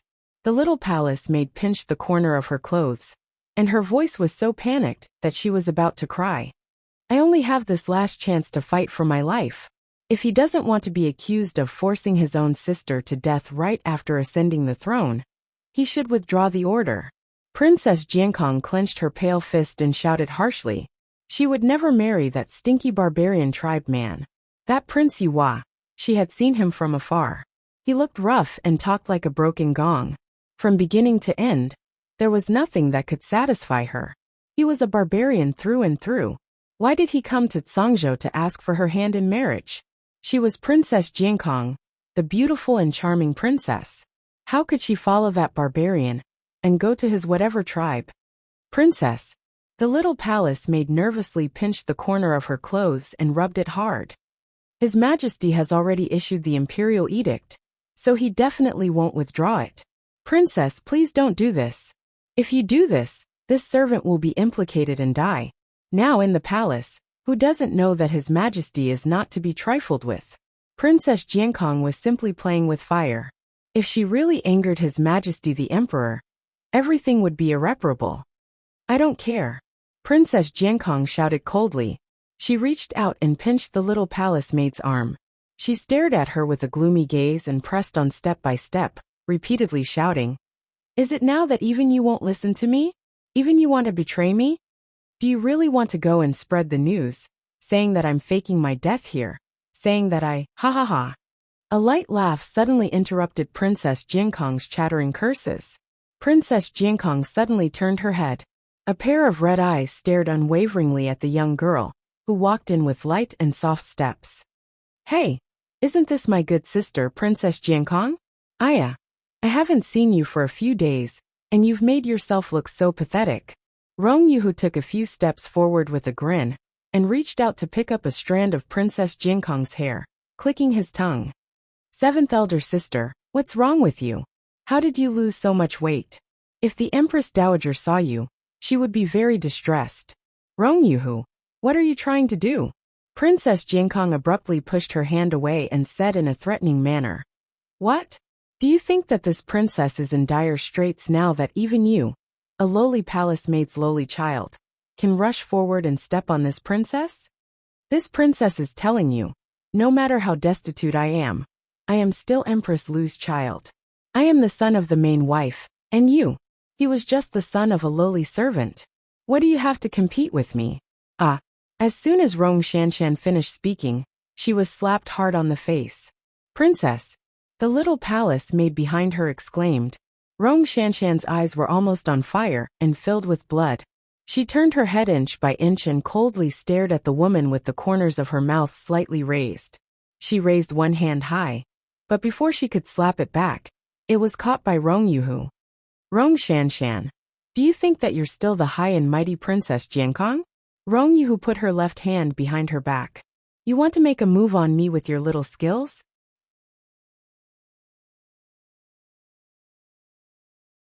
Chapter 4495. Usually, I give in to you and tolerate your bad temper because of your mother. Do you think that with that pig brain of yours and your trashy skills, I would willingly stay by your side and let you beat and scold me? Do you think that I would be willing to come and go at your beck and call? You and I are both princesses. What do you have to be noble about? Do you know how disgusting you are? Showing your stupid face everywhere and offending people everywhere. You even want me to clean up the mess for you. I have long had enough of you." Princess Jiankong only felt a sharp pain coming from the arm she was holding. It was as if her arm was about to be pulled off by her. It was so painful that cold sweat dripped down her forehead. Princess, princess." The little palace maid was anxious and angry. She repeatedly shouted, ninth princess, don't be like this. Ninth princess, let go of our family's princess, ninth princess." "Rong Yuhu, you slut. You and your slut mother are the same Princess Jiankong only felt a crisp cracking sound coming from her arm. Her arm was actually torn apart by that bitch Rong Yuhu just like that. "Slut. You keep saying that other people are sluts. Why don't you look in the mirror? Who looks more slutty now? Who is the slut?" Rong Yuhu pushed her to the fan-shaped seat at the side of the pavilion and ruthlessly pressed her there, allowing Rong Shanshan to look at her battered and exhausted self on the water surface.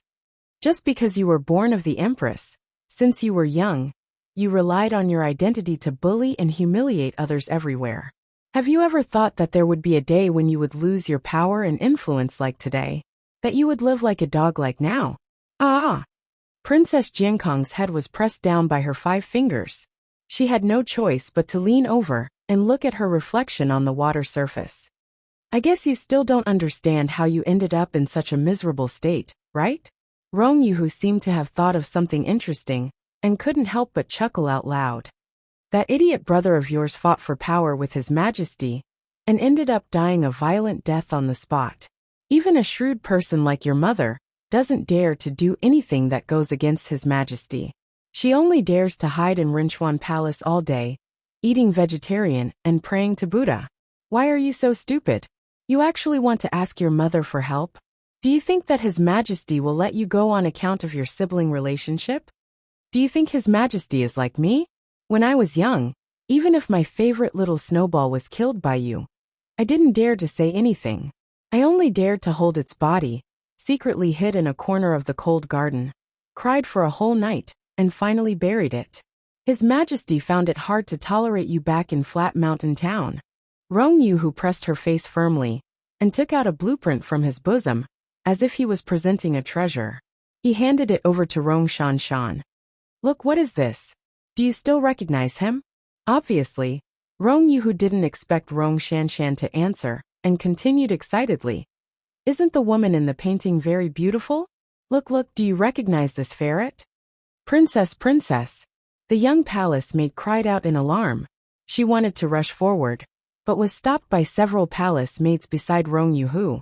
Rong Shanshan raised her head with great difficulty and looked at the woman in the drawing who was dressed in plain clothes and had beautiful eyes. She saw that she was holding a familiar little ferret in her arms. I got someone to copy it. His Majesty has a painting that is 1,000 times better than this.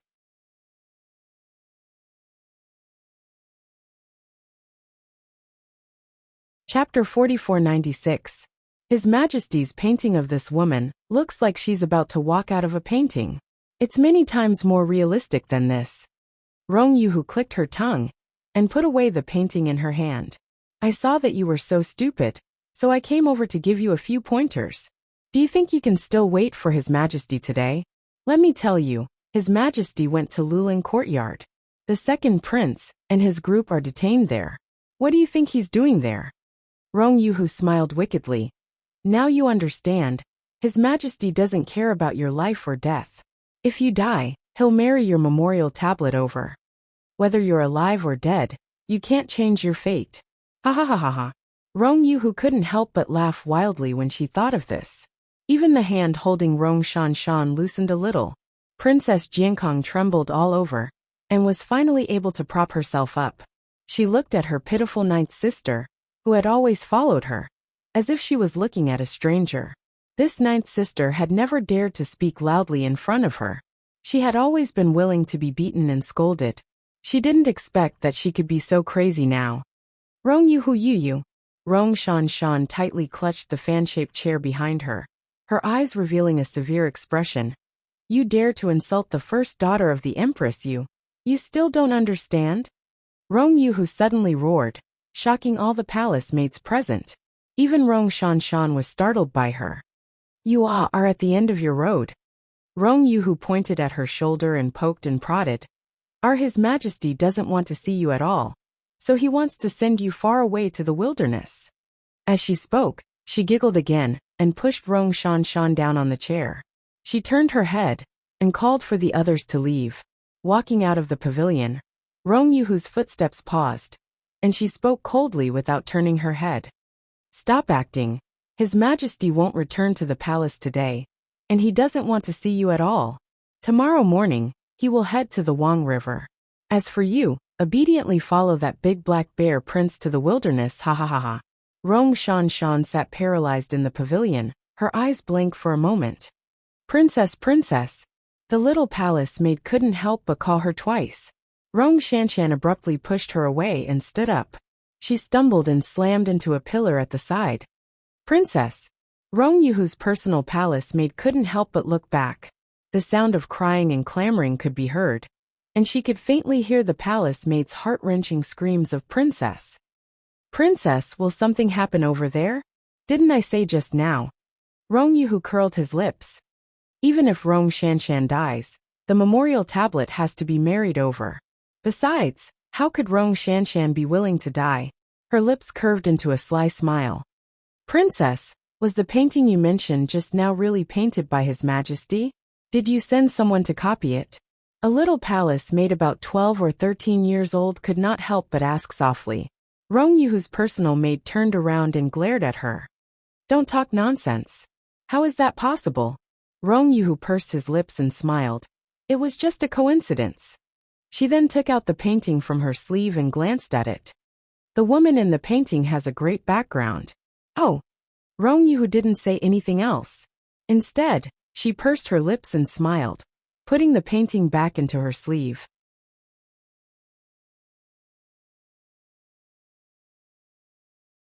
Chapter 4497. She had already sent someone to investigate who the woman in the painting was. Speaking of which, it was really interesting. Who would have known that this supreme emperor of Tsang Prefecture was wholeheartedly in love with that crown princess of the divine province? The little white mink was being carried by the crown princess, which meant this little white mink was probably the crown princess' favorite pet. Rong Shanshan, this audacious bitch, almost hurt the little white mink. With His Majesty's fondness for that person, how could he allow her to continue being an eyesore in the palace? Moreover, His Majesty's loathing of the Rong siblings had long been expressed in words.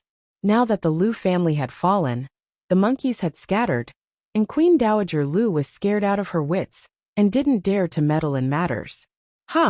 Only an idiot like Rong Shanshan couldn't understand the current situation. Why was the little white mink with His Majesty back at Flat Mountain Town? Rong Yu couldn't figure it out no matter how hard she racked her brains. But what harm was there in that? These questions already didn't seem that important. In any case, she had long wanted to remove this thorn in her side, Rong Shanshan. She was the one who courted death, so she couldn't blame anyone else. Green Forest Courtyard.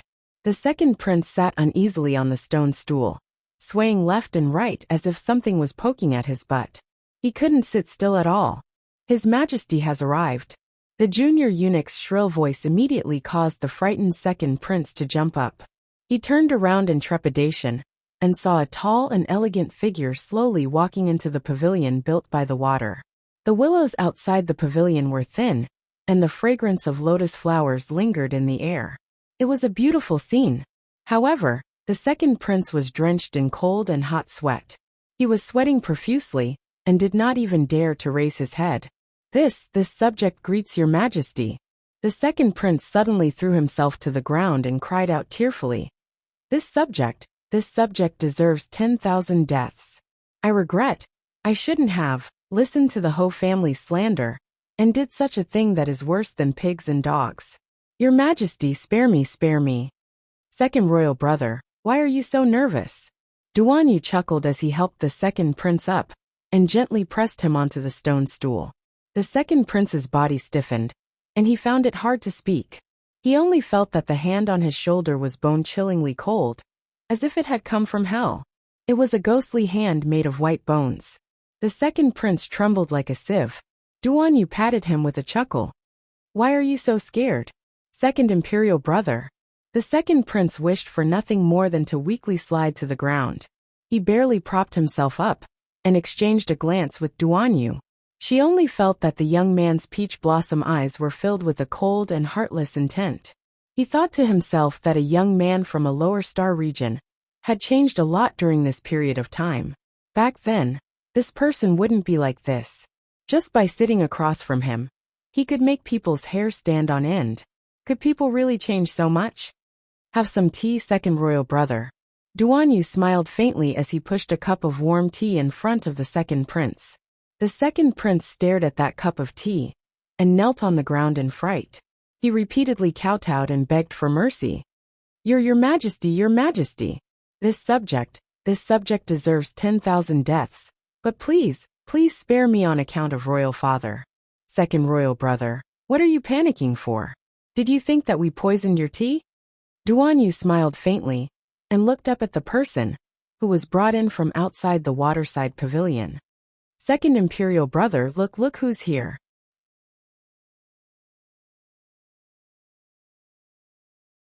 Chapter 4498. When the second prince looked up, he met the third prince's eyes, and both of them were startled. Third royal brother, quickly come sit next to us. Duan Yu waved his hand at the trembling third prince with a smile. Both of them were drenched in cold sweat, as if they were sitting on pins and needles. Drink tea. Duan Yu poured another cup for the third prince, and pushed it in front of him. He looked at the second prince with a grin. Second royal brother, are you going to refuse us to our face? The second prince was scared half to death, and cold sweat poured down his forehead like a waterfall. I'll drink. The second prince picked up the teacup, but half of the tea in the cup was spilled out by his trembling hand. The tea spilled everywhere, and only a quarter of the tea remained in the cup. The second prince looked like he was going to sacrifice himself for a cause. He glanced at Duan Yu before raising his head and gulping down the rest of the tea. Third royal brother, it's your turn.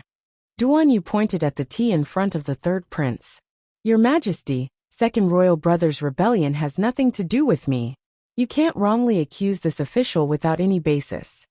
The third prince's cold sweat also poured down in droplets. Ever since he was brought here from the estate, he had been considering countermeasures the entire time. The tragedy was that even after he walked into this waterside pavilion and saw His Majesty the Emperor sitting in front of him with a smile, he still didn't know how to save his life. This emperor of theirs looked young, but his methods were too vicious. The Ho family's several dozen people were annihilated without batting an eyelid. Now was it second royal brother's turn? But he really didn't participate in it this time. Could it be that this young monarch couldn't bear to see him stay out of it, and insisted on dragging him into this mess as well? Third royal brother? Duan Yu looked up, and the smile on his face gradually disappeared. Are you going to defy the imperial edict and be disrespectful? The third prince gritted his teeth as he picked up the teacup with trembling hands and drained it in one gulp.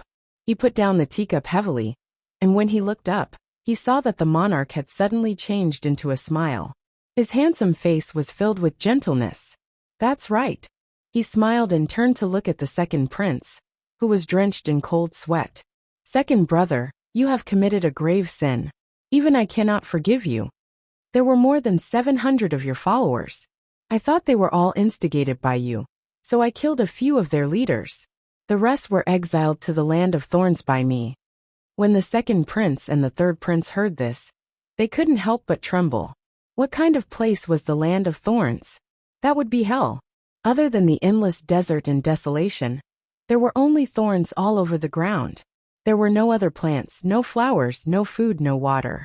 The scariest thing was that after being banished to the land of thorns, there was no way to return. There was a powerful heavenly Tao barrier in that place. Although they didn't know what it was, they knew one thing. If you go in, you won't be able to come back. In the land of thorns, anything could happen for a mouthful of food. There was no end to the wilderness, no hope, no light. This was the ultimate nightmare. Plop. A heavy thud landed on the ground. When the third prince returned to his senses, he turned to look and saw the second prince twitching on the ground, his limbs trembling nonstop. Your Majesty! The third prince looked back in horror.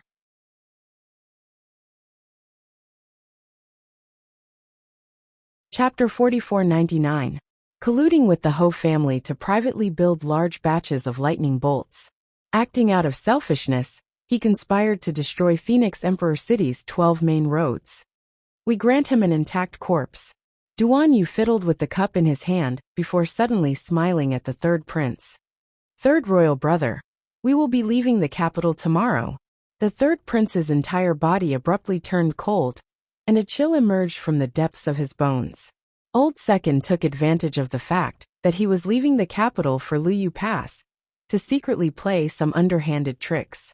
As a result, Old Second died. The Ho family also died. Not a single one of Old Second's retainers was saved. This cruel and sinister young monarch purposely called him here today to let him personally witness how he dealt with second royal brother. In the end, the third prince was supported out of Lulin Manor. Reportedly, when he left, he even tripped on the threshold, and his entire body was a bit limp. Your Majesty, like a wisp of smoke, Ying lightly floated into the pavilion and called out softly. Duan Yu stood facing the water with his hands clasped behind his back.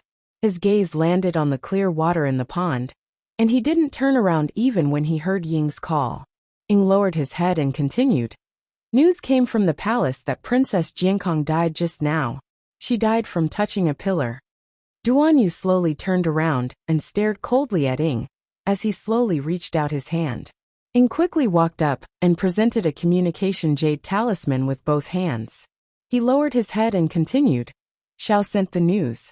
Earlier, the 9th princess and Princess Jiankong quarreled in the flower pavilion.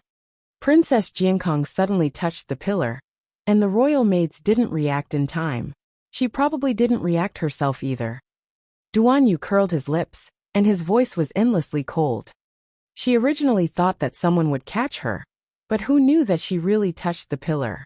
The noble Princess Jiankong actually died in such an aggrieved and comical manner. She probably never imagined that she would have such an ending.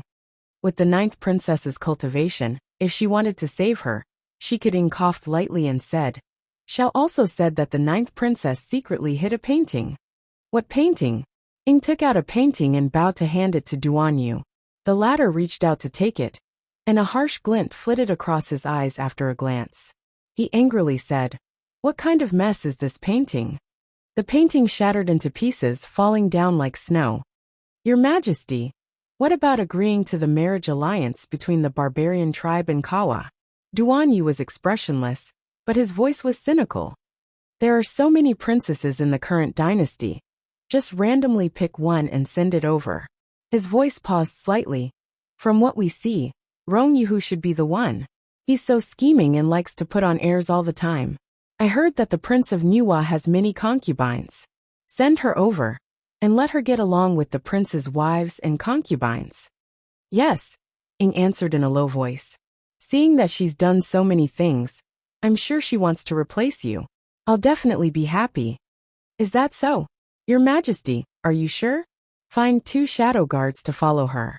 Don't touch the pillar again. Duan Yu coldly ordered. We don't want to see her again on the day we return to the palace. Yes, tomorrow, they would be able to leave this foul place. With a flash of light, Arbor's group flew out of the teleportation array. He's running away again. Mu Xiaoxue is pretty good at running. Sir Jojo lowered his head and looked at the communication jade talisman in his hand. 3 miles to the southeast. Everyone rushed into the teleportation talisman array again. The talisman array flashed many times, and the group ran back and forth about a dozen times. Princess Wushuang facepalmed. Arbor silently took out 10 sets of teleportation talisman arrays and coldly said, They won't die of exhaustion. You're tuning in to the Li Mei's Wuxia Whispers YouTube channel. We're so grateful for your support, and don't forget to subscribe to join us on this incredible journey through captivating stories. Your generosity through donations truly makes a world of difference, as it's the primary source of revenue that allows me to expand and enhance this channel for you. Thank you from the bottom of my heart for being a part of this adventure.